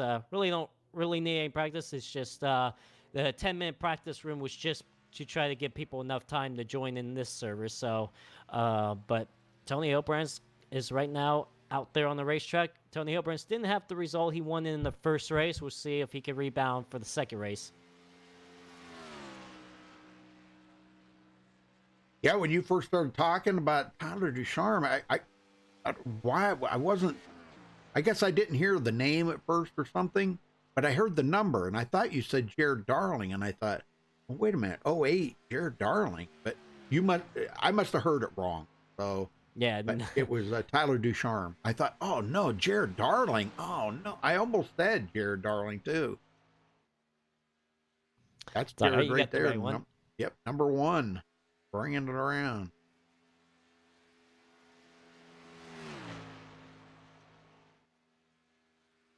We got about the same amount of guys on the track, but just a couple of fewer cars on the track too. In this, we're not going to have 35 drivers this time.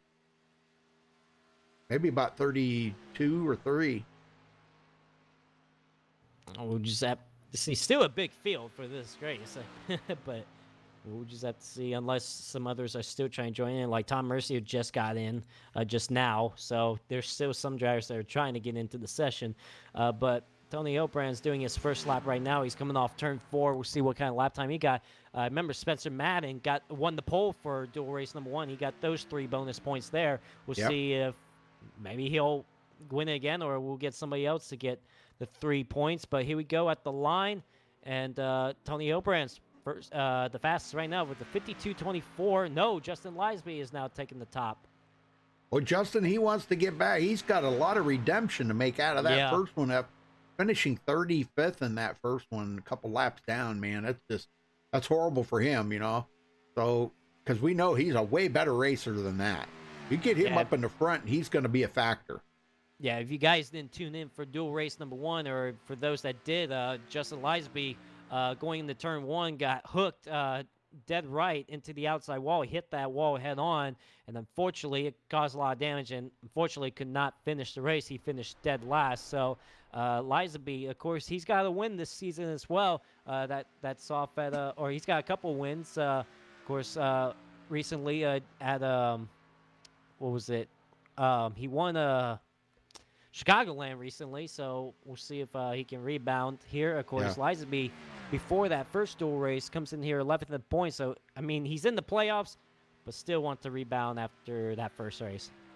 Somebody asked if Zoltan came back. I have not seen him. He actually left TeamSpeak after he left the server in that last race, and he did not return. So he is not in here. I have not seen him yet. That doesn't mean he might not pop in. He's got about another minute and a half before they grid.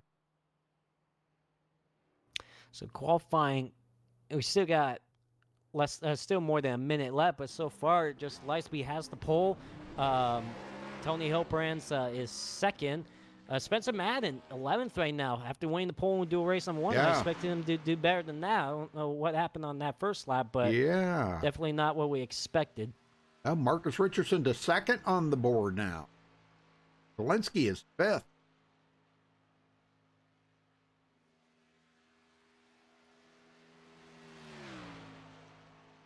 Zielinski, again, his one and done. Well, remember, it's only 1 lap qualifying, too. Oh, yeah. What was I thinking? Golly, I'm losing it. Well, it looks like there's more qualifiers in this race than the last race. Actually, we had a total of 19 cars qualified. Actually made a lap time in that for that last race. So far, same thing, 19 right here. So we'll just have to see. Femi Olat right now, who won dual race number 1, is sitting 13th. So a little further back than what he was in the first duel. So, but we know he can find his way up front. Andrew Cardinelli coming around. Andrew started late on the last race. He will come in, where did he come in? 15th. But he started late in the last race and was actually many laps down. So, all right, get him on the grid. So Justin Lisaby holds on to the pole. A little bit quicker qualifying time than we had in the first race. He got a 52.200. So congratulations to Justin. Marcus Richardson starts on the outside of the front row in second. In row number 2, Tony Hilbrand's third, Jared Darling fourth. Row number 3, Bobby Zielinski in 5th, Spencer Owen 6th. Row number 4, Nick Mucinex in 7th and Sean Williams 8th. In row 5, John Barry 9th, Josh Robin 10th. Joe?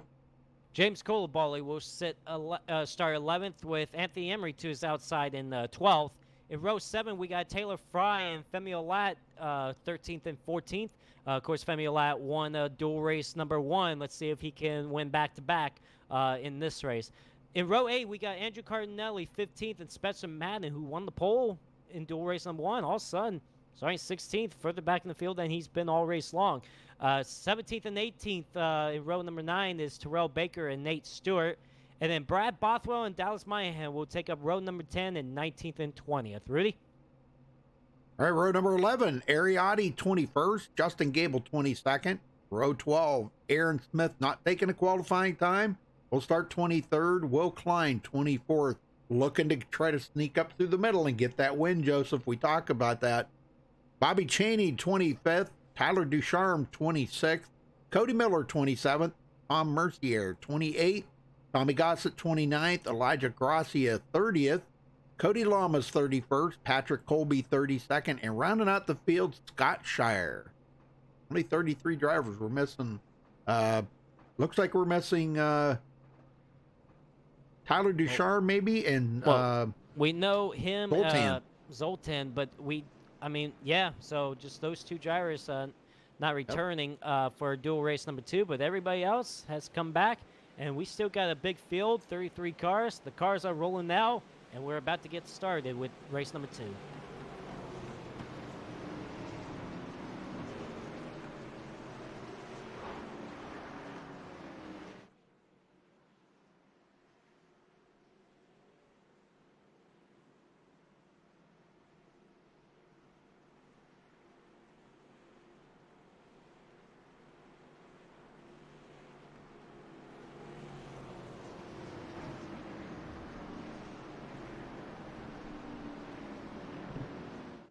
Well, the excitement level is about the same as the first race, but boy, the field sure is shaped up a whole lot different than it was in that first race. It's, like totally different. Our previous pole sitter there, Spencer Madden, starting back in the field after taking the pole there in the first race. Justin Lisenby did not have a good qualifying time in that first race, and this time he qualified on the pole. I feel in this race we're going to definitely see the opposite for sure, but a lot can still happen. We saw what happened in dual race number 1. Well, a lot can happen in dual race number 2. So, ladies and gentlemen, we're about to be set off for race number 2, about to take the green flag. Justin Lisenby on the pole. Thank you guys for tuning in once again to MaxSpeedTV tonight for the Talladega Duels tonight on this Tuesday night. But we're set to go, and of course, we got to get our good buddy TCB to set us off for dual race number 2 as well. TCB, you got a copy? Oh, yeah. Hey, Joe, sorry. Well, you did a great job in dual race number 1, got a 4th place finish, so we'll see if you can have a good result. But most importantly, you got to set us off again tonight. Oh, of course, I got to set everyone off here again for Dega Duel number 2. All right, boys. Here are you here for Dega Duel number 2. And we're going to see who's going to win here at Talladega. So I'm going to get a good old dueling Talladega. RP Kobe. That was a way better one than the first one. All right. I like how you added that. Whoa, whoa. Uh-oh. Man. Checking up. All right. Well, we're all right. All right. Yeah. So green flag in the air here. Justin Lisby and Marcus Richardson still side by side coming off turn 2 as we're down the back straightaway for the first time in duel number 2. 38 laps here, folks. They can make it the whole way on fuel unless they have to go to green-white checkers. Then they will have to stop and probably take a splash of gas. All right, so far, Justin Lisby has cleared himself from Marcus Richardson. He's getting a good push by Tony Hillbrands on that inside lane. But here we come to the trioval for the first time in race number 2. Who's going to lead at the line? Marcus Richardson's coming back just a little bit, but it's not going to be enough. Looks like Justin Lisby will lead the first lap. Yes, he does. Oh, Jared Darling moved way up there. Uh-oh. I don't know if he might be doing that just to get out of there right now because it doesn't look like anybody else is following through with him. Yeah, I'm kind of surprised at that because him and Spencer Owens are teammates. And somebody else getting way down off the bottom there. I think some Koulibaly. I think that and some drivers just trying to go to the back right now. Yeah, maybe they're just not liking what they see up in the front right now. I don't know. That's kind of odd that them guys do that, though. You know, it kind of scares me. Jared Darling is he just keeps going backward. Way off of the pace. Back here with now that Ariadne's back here too. Hey, it might be sorry, Cody Miller. Yeah, Spencer sorry Owens. about that. Spencer Owens got loose up in that outside lane, and then he bailed out of there. He thought, okay, you know what? I'm going to go back right now too. But maybe he's going back there to pick up his teammate. Well, just Lisenby. yeah, he moved up in front of Marcus, but then all of a sudden that inside lane started getting a run. Here comes Tony Hillbrands, who won dual race number 2 last season. He's going to take the lead with Bobby Zelensky following through behind him. And we're 3 wide, Joe. Femi Olat goes to the high side with TCB. Oh, yeah. I mean, watch out for those two. Oh, man, there little was a little bump there. contact between them and Gable. Yeah, Gable gave a little bump there to TCB. Wow. Looks like Lisby led at the line that time by still. Tony Hillbrands did not lead that lap. He's getting a good push by Marcus Richardson, and that's Justin Gable, the third car on the outside. But how about the third car down low? That's Nick Musenix. He had a bad first race. He's trying to rebound for the second one. You betcha. How about John Barry? Now, John denied that win by Femi Olat. I mean, he had it, and Femi took it away from him. Finished about, what, a quarter of a car behind him? Car lean. Just so close. And John Barry hasn't won the North race in a while, and he wanted that so bad he could try it again in this race. Well, he's third in the points, but, you know, he would really like to be higher than that, I'm sure. Femi Olat does take it to the high side again, 3 wide. They just need a few more takers up there, I think. All right, Cody Miller moves up the hill. That'll help him out a little bit. Justin Gable goes up. Yep. There we go. There's Sean Williams in the picture as well in the middle. Brad Bothwell as well. So those 2 guys have started further back, moved their way up to the front. I'll tell you what, this is a bigger lead pack than what we saw in the first duel. Sean Williams really working on that bumper of Marcus Richardson's. Man, really getting after it. Sean said he was going to be aggressive, and boy, I'll tell you. Oh, what the heck happened there? Somebody just got out of it.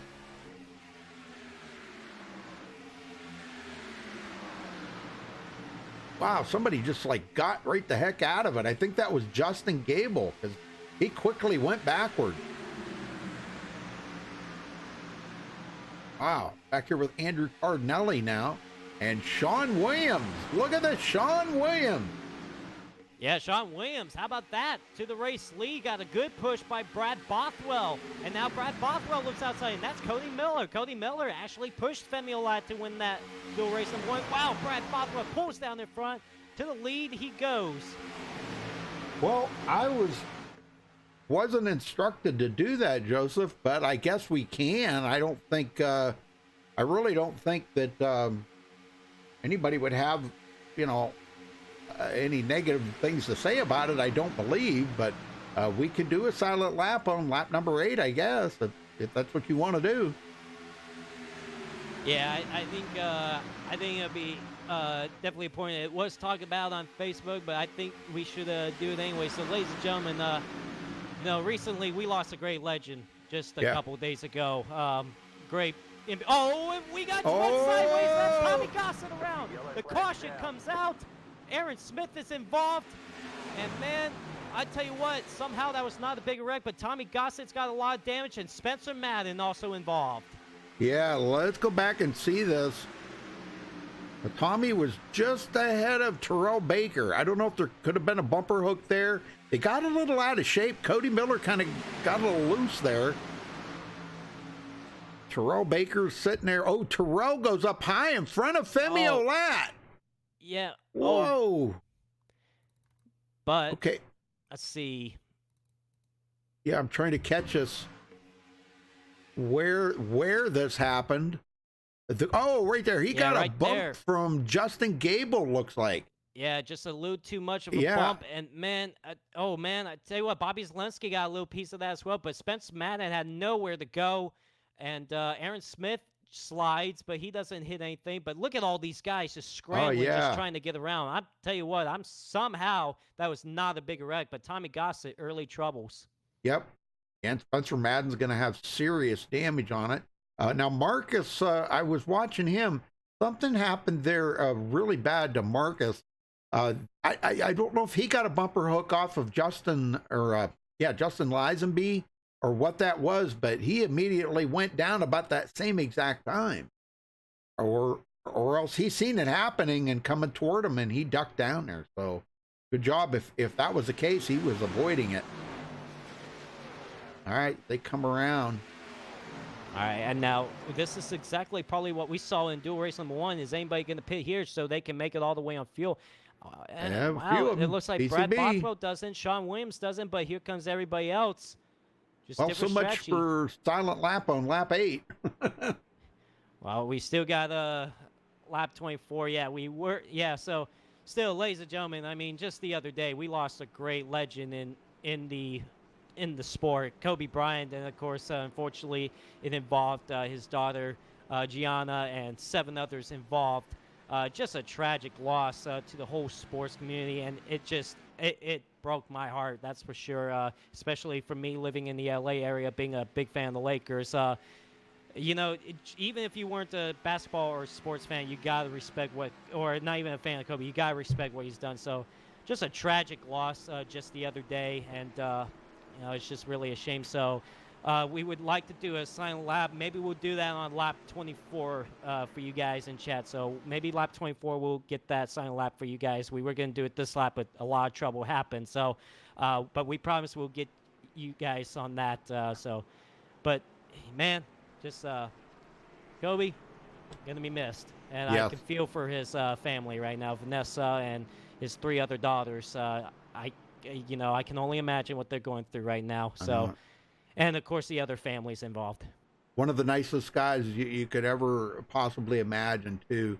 And, you know, and I've said this the last couple of days now, one of the greatest basketball players of our time. You know, I mean, we've had some greats. Kobe's, he's right up there. I mean, he is, you know, inside that top 5 of the top 5 greatest basketball players of our time. He is just amazing. So, yeah, thoughts and prayers to the Bryant family and the other families involved, because, man, like I said, it just breaks my heart. And honestly, it breaks my heart talking about it right now. That's for sure. Well, we got enough time here. Who you want to talk to? Thinking maybe we would talk to Justin Gable or something. We haven't talked to him in forever. Yeah, we We could definitely get a word in with him. Okay, or somebody. I don't pick somebody. I don't care. Oh, you know what? I think we should. Where is he? Oh, there's Brad Bothwell. You know he's lean right now. We'll see what he thinks about this race so far. Brad Bothwell got a copy?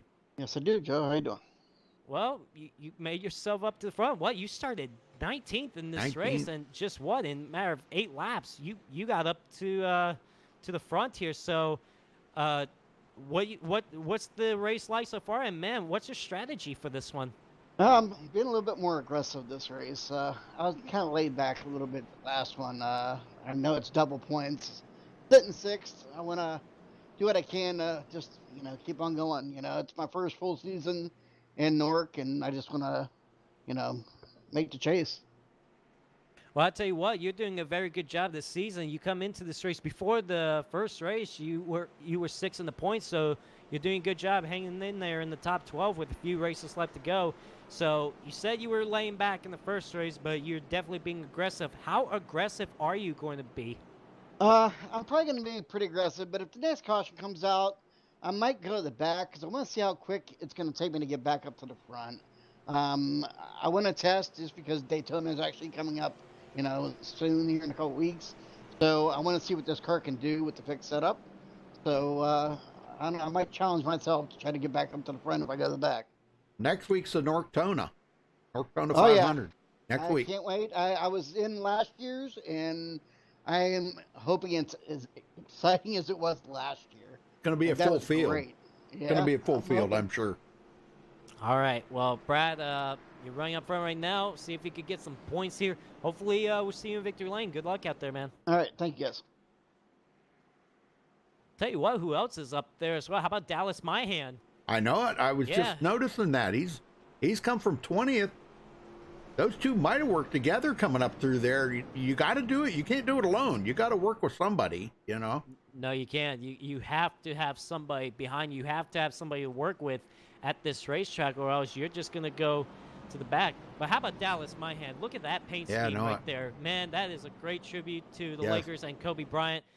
That is one good-looking ride, I'll be honest with you. Got the 24 on it. Man, I'm telling you. He's actually got the 8 on the other side as well. One side is the 24, and the other side's got the 8. So that's pretty cool. That's a neat-looking ride. Mamba for life. Oh, heck yeah. Yeah, let's go look at the other side here. Let's take a look at the other side. That is a beautiful-looking car. I seen one last night in a race that I did. Somebody had a Kobe Bryant paint job on their car for the Lakers and a tribute car to Kobe. So, you know what? That is so awesome. It just gives me chills, Joseph. I'm telling you. It just gives me chills. That's why, if Kobe was not one of the all-time greatest or just not a good player, we wouldn't see that. But that just shows how much Kobe was loved and how much support he got just because of how much he did for not only just for basketball, but even after his retirement, the things he did too. Yeah. Just trying to get his daughter, Gianna, to try to play basketball. She wanted to play in the WNBA so bad once she grows up, and just had the skills like Kobe Bryant too. And it's really a shame we're never going to be seeing that opportunity, because I feel she could have been the next rising Kobe Bryant in the female league. Very beautiful young girl too. I've seen their picture. Very beautiful. At 13 years old. Life is just. I don't want this to sound corny on the stream, but life is so precious, people. You just never know when your day is going to come. You just never know. So you got to think about that every day. You got to wake up in the morning and say, is today the day or not? Not that you got to dwell on it. I'm just saying, you just never know when it may happen. So, and that's why treat that like you really mean it. That's why you gotta treat people with kind, because you never know. You gotta treat them with love and stuff. Make sure you tell all your family, friends how much you love them, because you just never know when they could be taken away from you, and because it can happen so fast too. So, that's the important part, in life. Well, we're going back green here. It's gonna be 27 laps to go. You got Brad Bothwell and Sean Williams up front. Dallas Myhan third. Marcus Richardson fourth. Femi Olat, dual winner number 1. is in 5th. So here we go. The pace car is going to pull off. We'll see what Brad Bothwell can do for this second restart. I guarantee he's obviously going to wait till the job of the green flag. But he did say that if there's another quick caution, he might go to the back. But right now, he said he's going to be aggressive as he's blinking right now as well. Yeah. Here we go. And the green flag is back in the air. Wow. And boy, Sean just got a big shot there from Femi. And Sean just led that lap. Awesome. Sean just led that lap, but hopefully it's not enough for him to jump the start because you could get penalized for that, so hopefully that's not the case. But so far, it looks like Brad Bothwell's got the advantage again. He's getting a good push by Dallas Myhan coming off turn 2, and that's Marcus Richardson, the third car on the inside. Yeah, Sean won't get penalized for that. He was on the outside, you know. That is true. He's fine, yeah. Femi Olat just, man, and there goes Sean to the lead. Femi Olat now is open on the high side with Justin Gable right behind him. And look at this, Cody Miller back into the picture. Third. Yeah. He was third in last race, and here he is sitting third on the high side, ready to maybe get another third. Yeah, how about Femi Olat? He's going for the race lead again. Justin Gable's behind him. It looks like Femi Olat's going to lead at the line. Femi is looking to win another dual race tonight. One dual race number 1. He's trying to make it back-to-backs. But yes, sir. Fighting hard with Sean Williams right now on that inside. Taylor Fry up on the high side with John Barry coming up through. And they got a little bit of help here from Patrick Colby. So those guys take it 3 wide to try to get to the lead. I tell you what, man, Femi Olat got a great push by Justin Gable, but that was also with the help of Cody Miller up on that outside. Here comes Bobby Zelensky and Terrell Baker coming into the picture, and there's Taylor Fry also on that outside lane with John Barry. Tell you what, a couple of those guys had not had good races last race. They're ready to rebound here. I'm telling you, those bumps in the tri-oval right there, right down by the yellow line, are, man, it just totally unsettles that car. Femi to the lead. Yeah, now it's just, he's going to pull up in front of Justin Gable. Oh, and there we go. Around goes Justin Gable, hard into the outside wall. Sean Williams, Dallas Myhan also got a piece of it. Marcus Richardson, Jared Darling.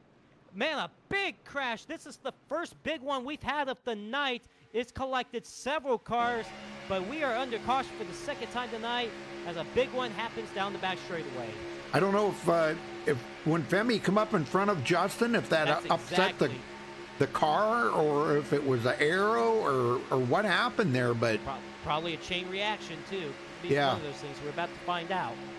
Yeah, right here when they come off of turn 2, that is, he comes up in front of Justin, and I don't know if that kind of maybe freaked Justin out or the. I mean, that did.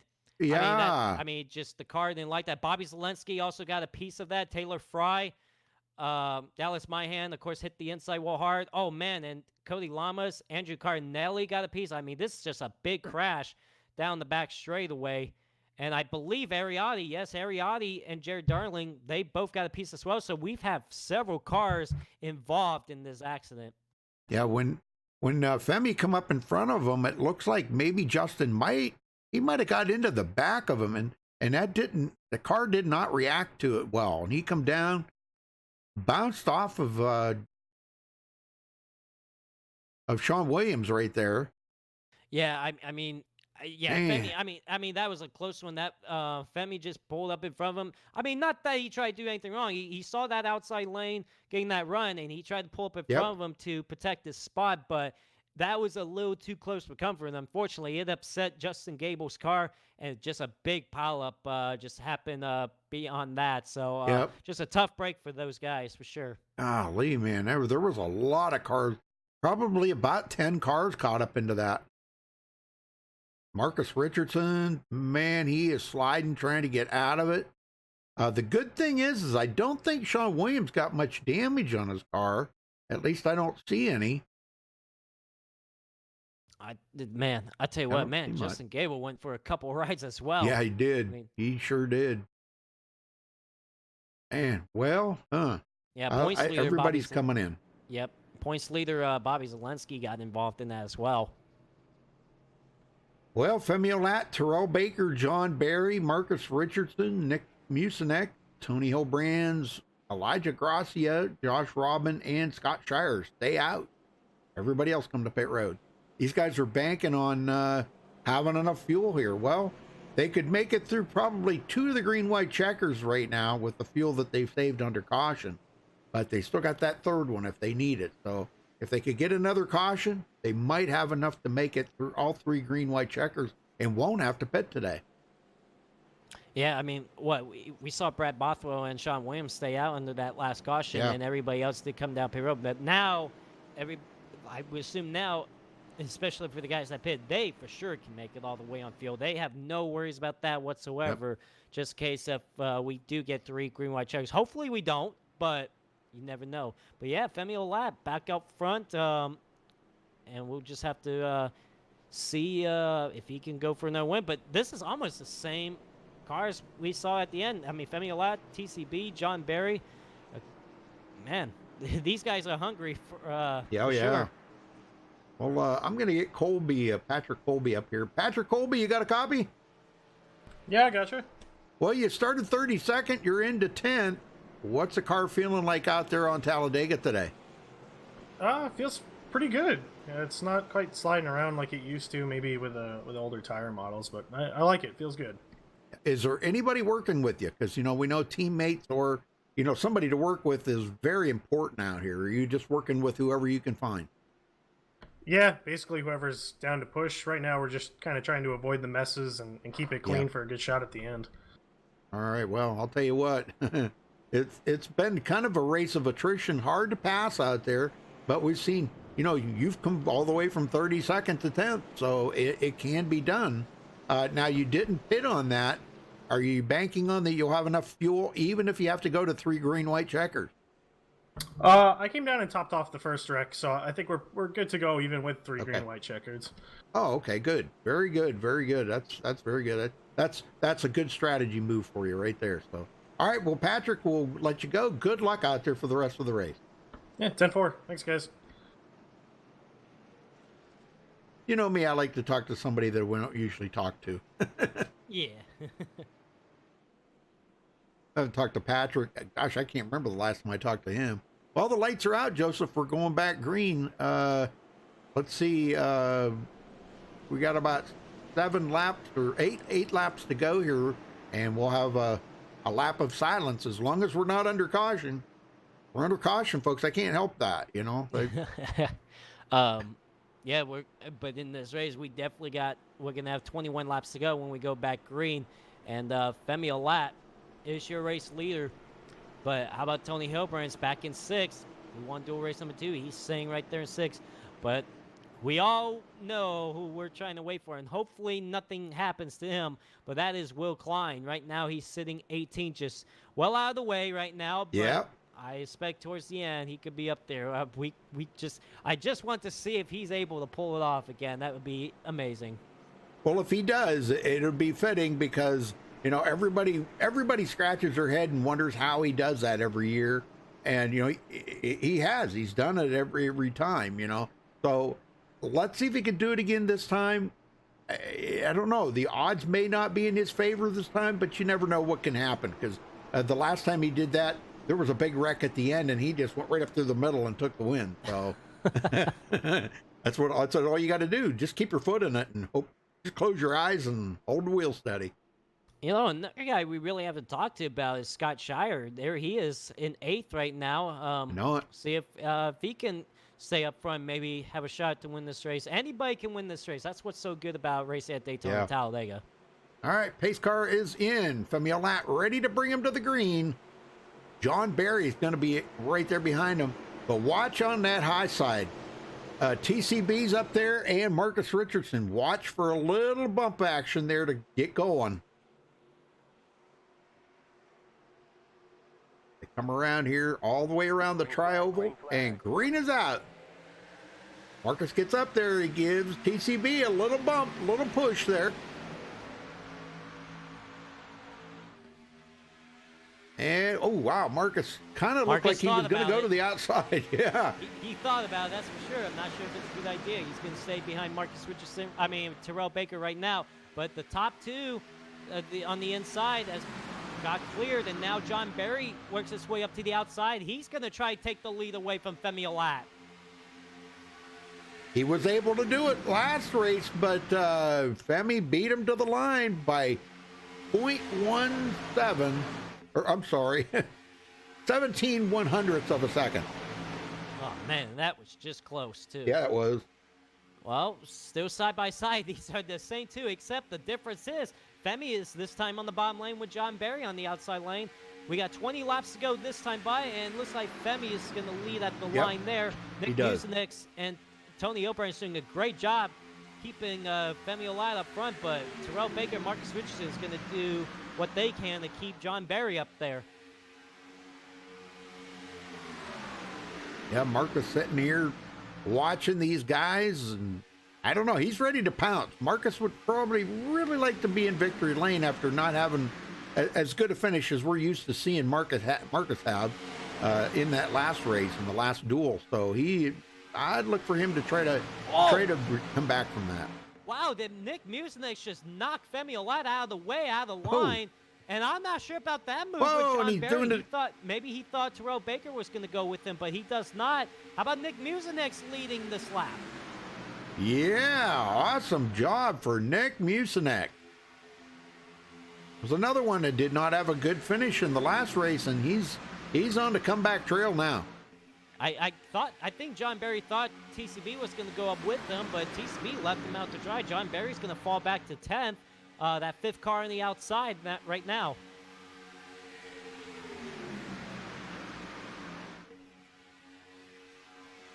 Bobby Chaney up to 7th after starting 25th. We didn't hear much out of Bobby in Duel 1, but here he is in Duel 2 trying to make a comeback. Same with Josh Robin. Haven't heard much about him in Duel 1 as well, but he's up here for Duel number 2. And you know who else is coming into the picture I see coming is James Coulibaly making his way into the top 10. Yes, he is. Good job for James Coulibaly.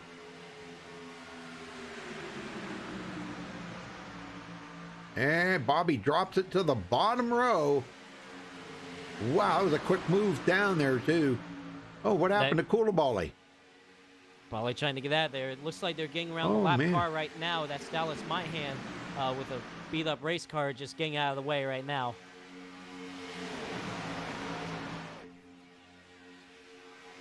Mucinich, Femi Olat on the high side. Man, that outside lane just gets a run off the corner, though. Just works better. Yep. Yeah, the inside line's the fastest in the corner, but once they come off the corner, that outside line just like slingshots right by them. And Femi back to the lead. Yeah, Femi Olat clears Nick Mucinich and shoots down to the bottom. Now TCB is the first car on that outside lane. Oh, man. Somebody else, Spencer Owens off the track there. Yeah, some of these guys are like, I don't like what I'm seeing. I'm going to lay back right now. Yep, Ariotti down. He stays down on the apron there. He doesn't want to get up in there. He's got a lot of damage on the car. He's the last one, 28th, because we've had a lot of retirees here today. Taylor Fry, Justin Gable, Justin Lisenby, Tommy Gossett. Them guys all out of the race early. All right, we're completing lap 22. We're on lap 23 right now. How about Nick Mucinich back down to the bottom lane on Femi Olat? I tell you what, Nick Mucinich doing a very good job. Yes, he is. And he really, you know what? He's really not getting that, like, totally dedicated help there off of Tony Hilbrand. Tony's, I don't know, I guess he's just trying to keep his car cool or what's going on there. Cars can overheat pretty easily if you don't get some air in that radiator. So definitely doing a good job trying to keep the nose clean. Well, ladies and gentlemen, as we promised, lap 24 is going to be the silent lap to pay tribute and honor Kobe Bryant. Lap 24 is about to happen right now, and we're about to go silent for a lap, so enjoy the sound of racing.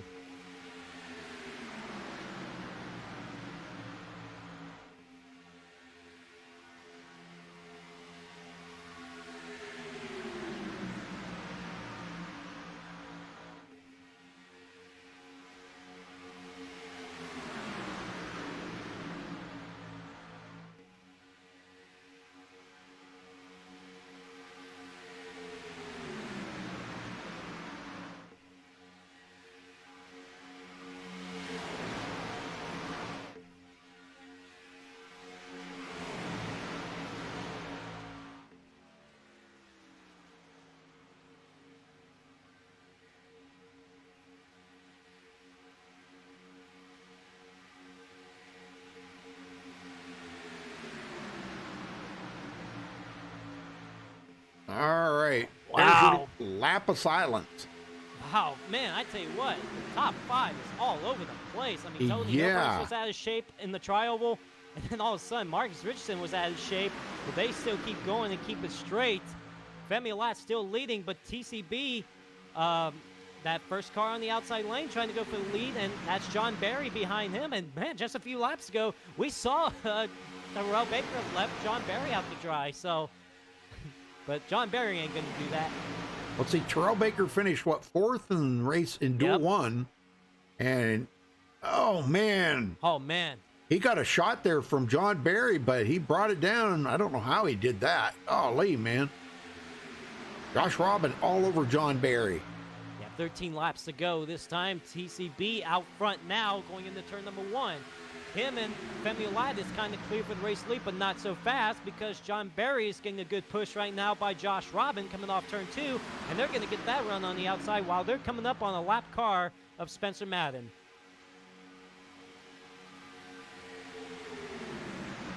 Andrew Cardinelli into the picture here. Yeah, I'm not sure how are they going to do that. Okay, he's going to stay up high. Good deal. But Andrew Cardinelli sitting here in 8th position right now, just following these guys around here. He could maybe get a win out of this tonight. Another one that did not have a good finish in the duel number 1. Wow, they are really changing positions up here. Bad, man. I'm telling you. These cars are all over the place. Barry right down there getting side draft. Oh! Oh, man. Wow. Hang on to it, Terrell. Every time I see these guys side draft, it's not the side draft that worries me, but that net coding. Yep. That's what worries me. I know it. Because net coding, even though it's a BS thing sometimes, but, man, it can happen. Ooh, Josh Robbins blinking out bad. Where did he go? Yeah. Oh, look at TCB pulls up in front of John Barry. And that will open the door for Femi Ladd on the bottom. But where did Josh Robin go? He's up against the wall up there. Oh, yeah. Okay, he's getting out of the way. He knew that his connection was a problem, so he did a very good job getting out of the way. Yep. That's a good, safe thing to do. He's dropping clear back to, 19th position right now as they go around Dallas Mahan.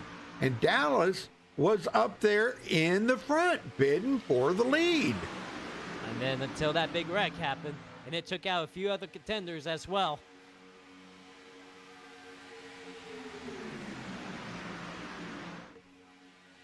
Well, I'll tell you what, Reed, we're coming to 10 laps to go this time by. You think this race is going to stay green all the way? Well, to me, no. I feel they're going to race sooner or later. The way they're racing right now, it's going to happen. Yeah, there's a storm brewing out there. I can feel it. But I don't know. These guys might just surprise us. Well, 10 laps to go this time by, and look at this big pack right here. Rudy, that's what we call the eye of the storm right there. Oh, yeah, definitely. That is just the eye of the storm. It's just waiting to strike, and you're just wondering, when is it going to happen? Femi goes to the outside front of John Barry. John pushes him pretty nice there. He's trying to get back to the lead. Marcus, look at Marcus go through the middle. Holy smokes. And they're going to go four wide right now. Guys. 4 wide. That's going to shuffle Cody Miller and Andrew Cardinelli out of the line. Yeah, it did. Cody saves it, though, but Cardinelli wasn't so lucky. They went 4 wide right there. Oh, my gosh. Oh. I don't know about you guys, but I'm sitting right on the edge of my seat. Oh, I mean, we were on the edge of our seat in the last race. We're on the edge of our seats now. 9 laps to go this time by. Tell you what, who's coming to the picture, Rudy, is that yellow car right there, 4th car in line. That is Spencer Owens. Yeah, I know it. He's been working slowly closer to the front. I've been noticing that. John Barry goes up high, making it 3 wide, but look at that. He's got no help. Oh, no. He cannot have that happen. You know, you got to have somebody behind you because look at the difference in speed when you have to draft or not have to draft. Yeah. Oh Jared Darling. Wow. And what happened? And look what that did to Femi Ladd. That shuffled him back to 6th. But look at them scrambling up here. 3 wide for the race lead. Here comes Spencer Owens, the 3rd car on the outside. But just like John Barry, he's got no help. Nick Musenek's back out front. John comes up to the inside of Spencer Owens. He thought he was going to get in there, but no chance of it. All right, look at all those spots he's losing right now. Oh, I know, it's it's gonna be hard for him to try to crazy. get back up to the front.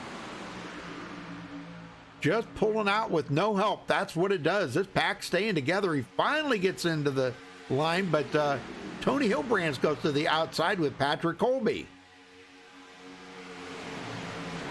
Well, Terrell Terrell Baker Baker. has put himself back to the inside lane, but watch that outside lane gets run off the corner. We've seen that a lot. You see that right there?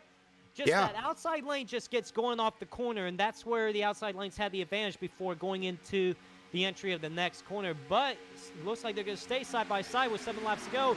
Femi leads at the line this time. He's not clear from Terrell Baker, and he's, yeah, he is.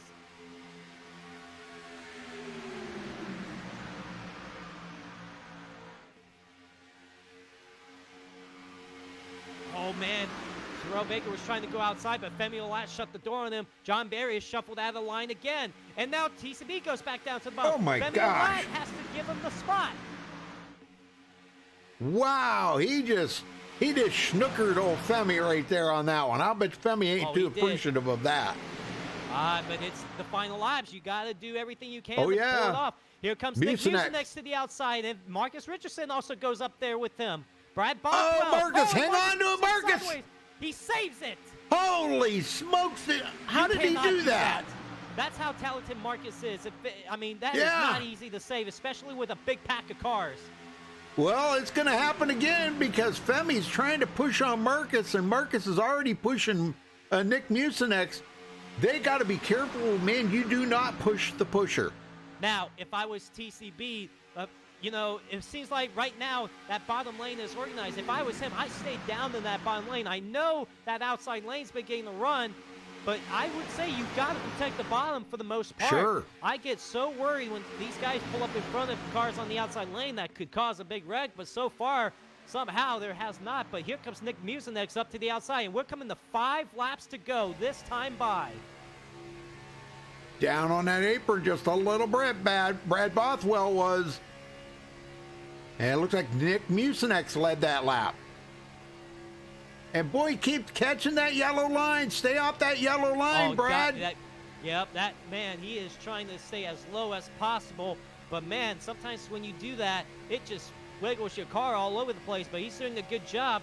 I tell you what, who's also coming into the picture? 2 drivers actually that was involved in that big incident. How about Sean Williams? Oh no! And Nick Mucinex! A big smash him up into turn number 3. Nick Mucinex, a car upside down. That is Cody Miller up on this roof. Terrell Baker, Brad Bothwell, and several other cars involved in this big melee. Nate Stewart, Anthony Emery, and just several cars involved. We knew the storm was brewing, and it has finally struck in turn number 3 with 5 laps to go. Well, these guys were kind of all over the place here, Joseph, and I'm watching here right now to see what happened there to Nick. Did he get turned by Marcus?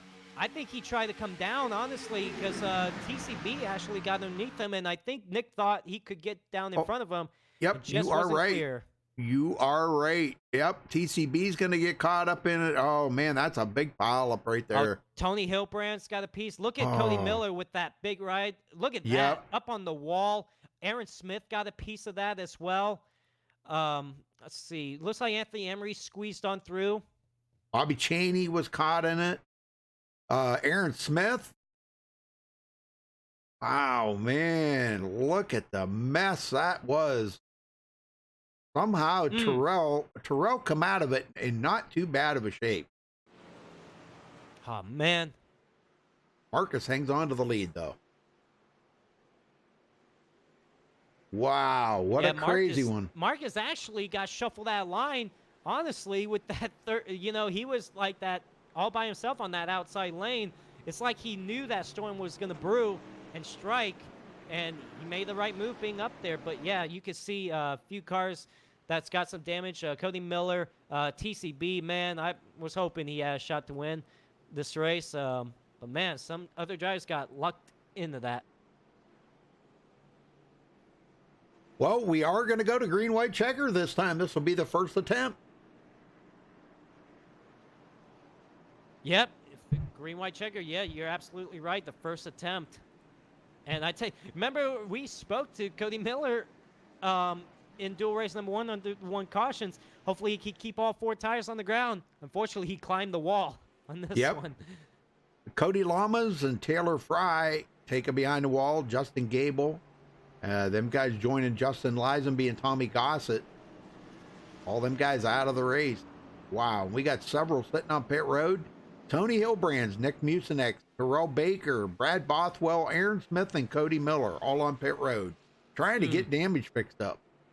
I tell you what, you like for a couple of those guys, like Terrell Baker and them, they had a great first race, but the second race not so lucky for them. I mean, just like we talked about, you could have a good race in the first race, but have a terrible race second race, or it could be vice versa.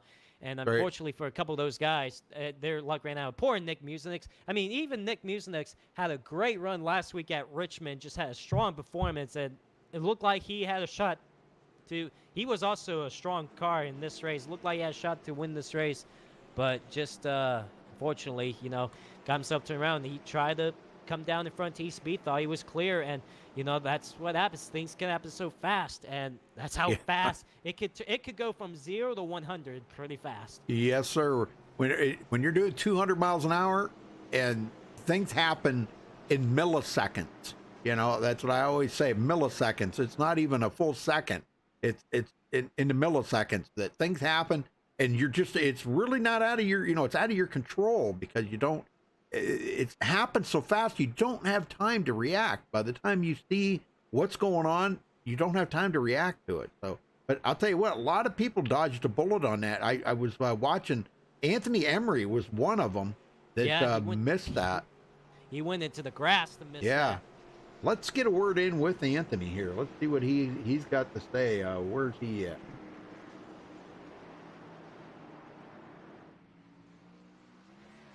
Okay, he's clear. No. Yeah, there he is. I got him. Anthony Emery, you got a copy? Yeah, what's going on, Rudy? Holy smokes, man. You dodged a bullet on that one. That was pretty amazing driving, I got to say. Yeah, it's kind of been calm relatively for Norc races at Dega here.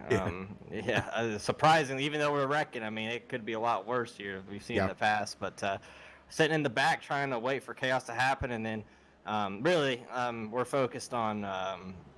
I'm focused on trying to get a good finish because I want the playoff points for being the regular season champion and all that. So I'm just trying to get. I did that last race, got a top 5. But these last 2 laps here, we're going to go for it. Probably won't win, but we're going to put ourselves in position to be in that front pack in case any wrecks happen, try to squeeze through there and win. But, we'll just have to see what happens. That wreck was definitely insane. There's been 2 or 3 wrecks tonight where I've just barely missed it by maybe a foot or less. Just squeezed through a gap and found a way around it. Yeah, I know it. Well, you didn't have to lock it down or nothing. It looked like you got, you steered around it pretty good. Tires, so you really don't have to worry too much about tires. Fuel out of the equation. So all you need is somebody to help you get to the front. Yeah, and really, I mean, at this point, you might have somebody help you get up to there, but there's nobody's friends with anybody at this point. Everybody's for their own selves trying to get the win. So the goal is to keep. I don't know. I guess the goal is to keep everybody else out of victory lane at this point and try to do everything for yourself. Yes, sir. All right, we wish you the best of luck, Anthony. Good luck, man. All right, thank you. All right. Oh man. Looks like we're gonna get the one to go next time by, and yes, this will be the first attempt at green white checker once we get back underway. But I tell you what, you got some guys that were involved in that earlier wreck. How about Sean Williams, 6th, Bobby Zelensky 8th? They're back in the picture as well. I'm surprised Bobby Zelensky's up there. I thought he had a lot of damage in that, but I'm not sure if he's up in full power, but we'll have to find out very shortly. But Femi Olat sitting there in 2nd, looking to try to go back-to-back tonight in the duels. Just barely. I think he's got this, I think. Oh man, I'd be surprised if he does somehow win this, because like now, we know how Marcus is, but Femi Olat, he's very talented. other than what we saw with John Barry and Terrell Baker, Femi Olat is just, he knows how to get it done, and I feel it's going to be tough to beat him if he can get out front. Yep. I know Marcus is thinking, well, Marcus might be pretty confident that he's got it, but, the way these guys have been racing and the way Femi has been playing this field here today with that, jostling around, going up there in front of somebody and blocking that outside line from being so fast. And he's got the right mentality of what he needs to do here today to win. And if he does, Joseph, that's going to be back-to-back wins, and that's just going to be absolutely crazy, man. He's back 13th in point. Where's that going to put him? With 2 wins, he's going to be well into the top 10.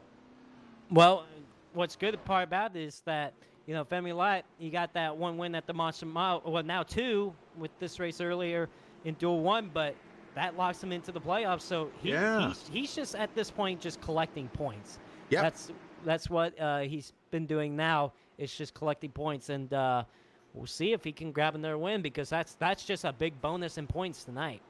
Well, a couple more guys out of the race. Ariotti and Bobby Cheney both take their cars behind the wall. So the field has dropped down to 25 drivers after starting with 32.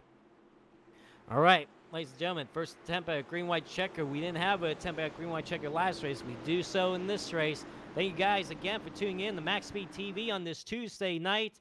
You guys have seen a good show. You guys are about to see a good finish. We have to make it to the white flag in order for this race to be official. If not, we get another caution. We will go into another green-white checkered. Oh, yeah, folks are wondering about Will Klein. We're keeping an eye on Will Klein, believe me. I got one eye on him and one eye on the leader. Man. Marcus goes. This is exactly what we saw last dual race. They just go early. I don't understand that, honestly. Well, it kind of separates the field out a little bit, but boy, but look, that's what happens. Yeah. I'm not sure about that, because now Femi is getting a good push by Josh Robin. Yeah, now, I don't know if Josh is going to come with him. Nope, he's not going to be able to. Femi. He dumped him off. All right, well, Femi Olat to the race lead down the back straightaway. Your Duel 1 winner. Can he win it again? We're going into turn number 3. Marcus Richardson up behind him. There's Scott Shire actually pushing Josh Robin right now. All right, if they can make it to the white flag this time by, that will be official. Oh, Marcus man. peels off of Femi. Underneath him. And look at John Barry and Anthony Emery up the outside. Yeah. We're going to make it to the white here. White flag in the air. Final lap here in Duel race number 2. 3 wide for the race lead. Marcus down low. Femi in the middle. John Barry found himself to the outside lane. John Barry does not want to be denied again, but he's got not enough help up there. We're coming off turn number 2. Marcus Richardson and Femi Olat side by side. Can Femi clear him in front of Marcus? Oh, man. He's got him. Does. Wow, that's what I was talking about right there, what Femi just did. But you know what? It's not over yet, because Scott Shire. Oh, Marcus. Oh, they get together. Right in front of the field. Here comes Marcus Richardson. He clears up. Scott Shire's upside down. Here comes Anthony Emery down to the bottom, but pulls a nice block. Oh, my Anthony Emery gosh. turned around, coming to the line, and that is Marcus Richardson will hold on to win tonight here at Talladega Duel race number 2. We got to go back. Look at this. John Barry finishes second again, and guess who finished third? Almost could have won this race. Will Klein finishes third. Wow. Well, we're watching this here. Marcus Richardson, I don't know exactly what happened there. It looks like he might have got into the back of Femi just a little. He goes to the outside. Femi tries to block him, and Marcus says, Oh, man. He can't do it. Can't do it. And that collected Josh Robin. Look at Scott Shire go up on this roof. Oh, man, yeah. Scott Everybody. Shire with a wild ride, and he is barrel rolling.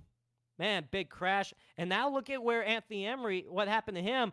Yeah. He tried to make a move on Marcus Richardson, and it looks like he was going up with Marcus, and then unfortunately John Barry was there, and it just turned Anthony Emery up into the outside wall, and hard hit for him too. Marcus took him well down below the yellow line to block him, and when it looked like maybe Anthony Emery was, he was going to try to go to the outside, And Marcus was keeping that pin so much. That was just absolutely crazy. This is the kind of racing that I like to see, but this is what you're going to expect next week, folks, in the Nortona 500. I'm telling you, you do not want to miss that race. You do not. That is the most exciting races that I ever see. It's just amazing. So, but Marcus Richardson does bring home the win here tonight, so congratulations to him. We'll get these guys down here in just a minute, folks, so stay with us. Let's listen in and see what they got to say.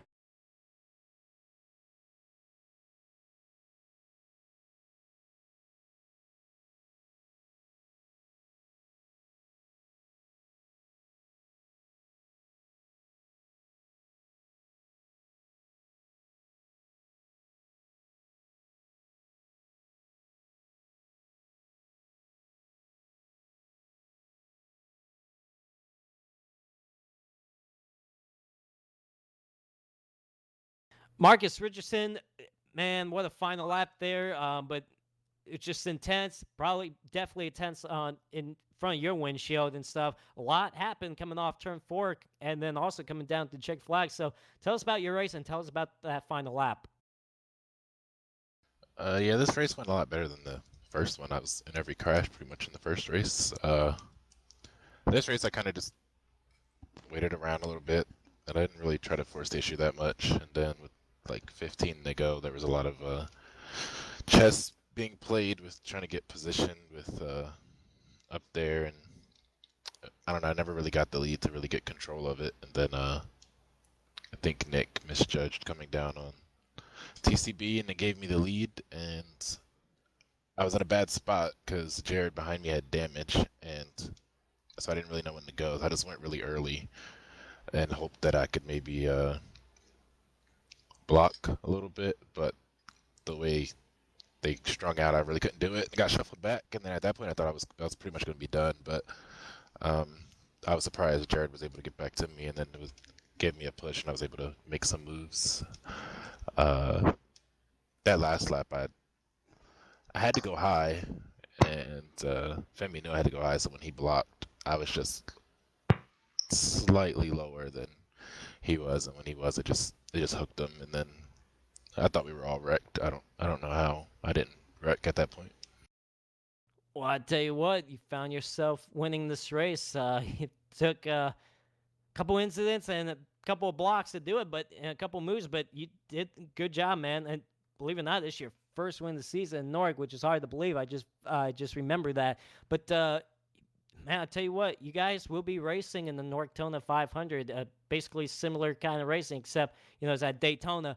What's your strategy over there, and how aggressive or how conservative are you gonna be in that race? I mean, I just race it like a regular race. It's 200 laps. It's no reason to push it on lap 40.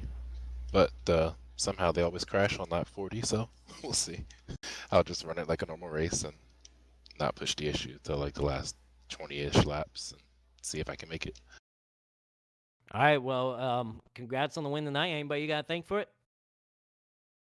Thank you guys for broadcasting, and everybody who shows up to race. This race was pretty good, I think, and shout out to everyone up front for the clean racing. It was fun. All right, well, Marcus, good job on the win tonight. Best of luck to you next week in the big race, the Nortona 500. Yep, thanks. Well, John Barry. Bridesmaid. Yeah, I call him the bridesmaid tonight, but still, great points tonight for sure. But John, you came so close winning the first race, just got edged out by Femi Olat, and then the second race, just right there in front of you, but just one car again in front of you. So second place tonight in both races. That's got to be a good points night for you. But tell us about your race overall. Before I talk about anything, I'd like to apologize to Anthony Emreader. I was trying, because I know Marcus threw the block on him, and I was going to try to cut down low, and I hooked him, so I just want to apologize to him. I feel awful that I wrecked him, so I just want to go and get that out of the way first. But as for the rest of the race, was fine. kind of seemed like every time I would go to the top, I would always fall back. So I'm pretty sure I passed most cars because I would go up top like, oh, I'll try and make the top lane work. No one went with me. But I mean, race is fine. This package is, it turns into a roguelike really easy because everyone's on top of each other, so you have to race extremely aggressive. And just was aggressive a little bit too much on that final lap there. But overall, both races were a lot of fun. So yeah. Well, a lot of fun and a good points night for you. Second. So next week is the big race, the North Tone, the 500, 200 laps there. What are we gonna expect out of you? What kind of strategy are you gonna have? Well, it's a long race.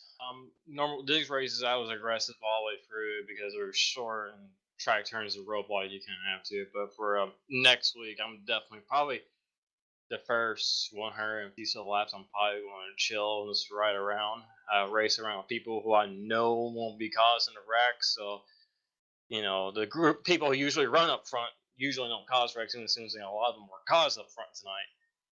But just put myself around good people for the first 3/4 of the race, and like the last 50 actually, start going. So, but yeah, that race seems like I always finish top 5 in it. So hopefully I can go a couple more spots up and win one. But yeah, that'll be my strategy for next week. Just ride around for a bit. All right. Well, anybody you got to thank for your second places tonight? Like to thank you guys for broadcasting. Like to thank everybody watching. Like to thank everybody who showed up tonight, who raced. It was kind of a bit not as clean as our last couple of plate races. Usually these races go green all the way through. These were some pretty big wrecks, but like to thank everybody who showed up and raced, and congrats to both Femi on the first race. Was really close in that one, and congrats to Marcus on this race. And again, apologies to Anthony Emery.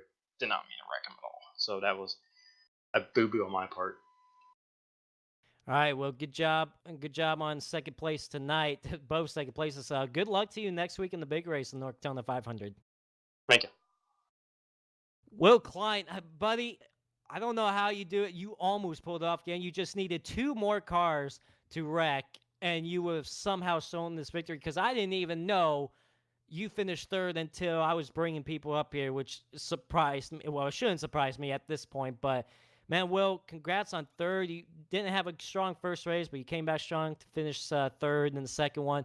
Tell us about your night overall, and man, again, just so close. Yeah, the second result kind of negated the first, so it was an okay night. But yeah, the first race there was a bunch of these like small wrecks, and there weren't enough people who were wrecked enough for me to take advantage of. And then I got Arca braked by Tyler shoving Marcus into a wreck, so that was pretty stupid. But it's okay. It's Talladega. It's whatever. You're gonna get the highs of highs and the lows of lows. So I'm glad I got third in the second race, though. I hooked it to the bottom to get around that wreck off of 4. Yeah, like I said, it's crazy how you somehow find a way to finish up front. I know the first race didn't go well, but the second race it did. So North Tona 500 next week. We know how that race can go down, and we can probably expect you up there towards the end of the race and stuff, but it's a long race. So what's your strategy for that long 200 lapper? Wait for the attrition to fall through and be there at the end. That's how I'm usually that's usually my strategy for plate races. Let the dumb people wreck themselves first, and I'll be there at the end to try and battle. All right, sounds like a good strategy. Anybody you got to thank for your third place? Femi and Marcus for wrecking to make sure I got third, because I would have gotten 11th instead. John for putting on the league, you guys for broadcasting, and the viewers. Thank you guys. All right, well, Will, congrats again. Third place tonight after not so good first race, but you came back strong to finish third. Best of luck to you in the North Carolina 500 next week. Thank you. Okay.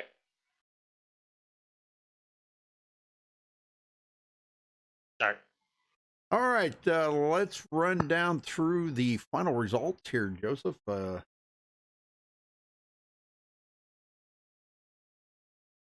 right, Marcus Richardson pulls out the win. John Barry, bridesmaid John Barry, finishes in second. Will Klein third.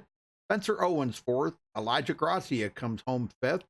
Bobby Zielinski finished sixth place. That was a good comeback. Josh Robbins seventh. Tom Mercier eighth. Nick Mucinek in ninth. And Femi Olat clear back into 10th on that finish after winning the first race, Joseph. Yeah, Spencer Madden will finish 11th, pole winner from Duel Race number 1. Brad Bothwell, 12th.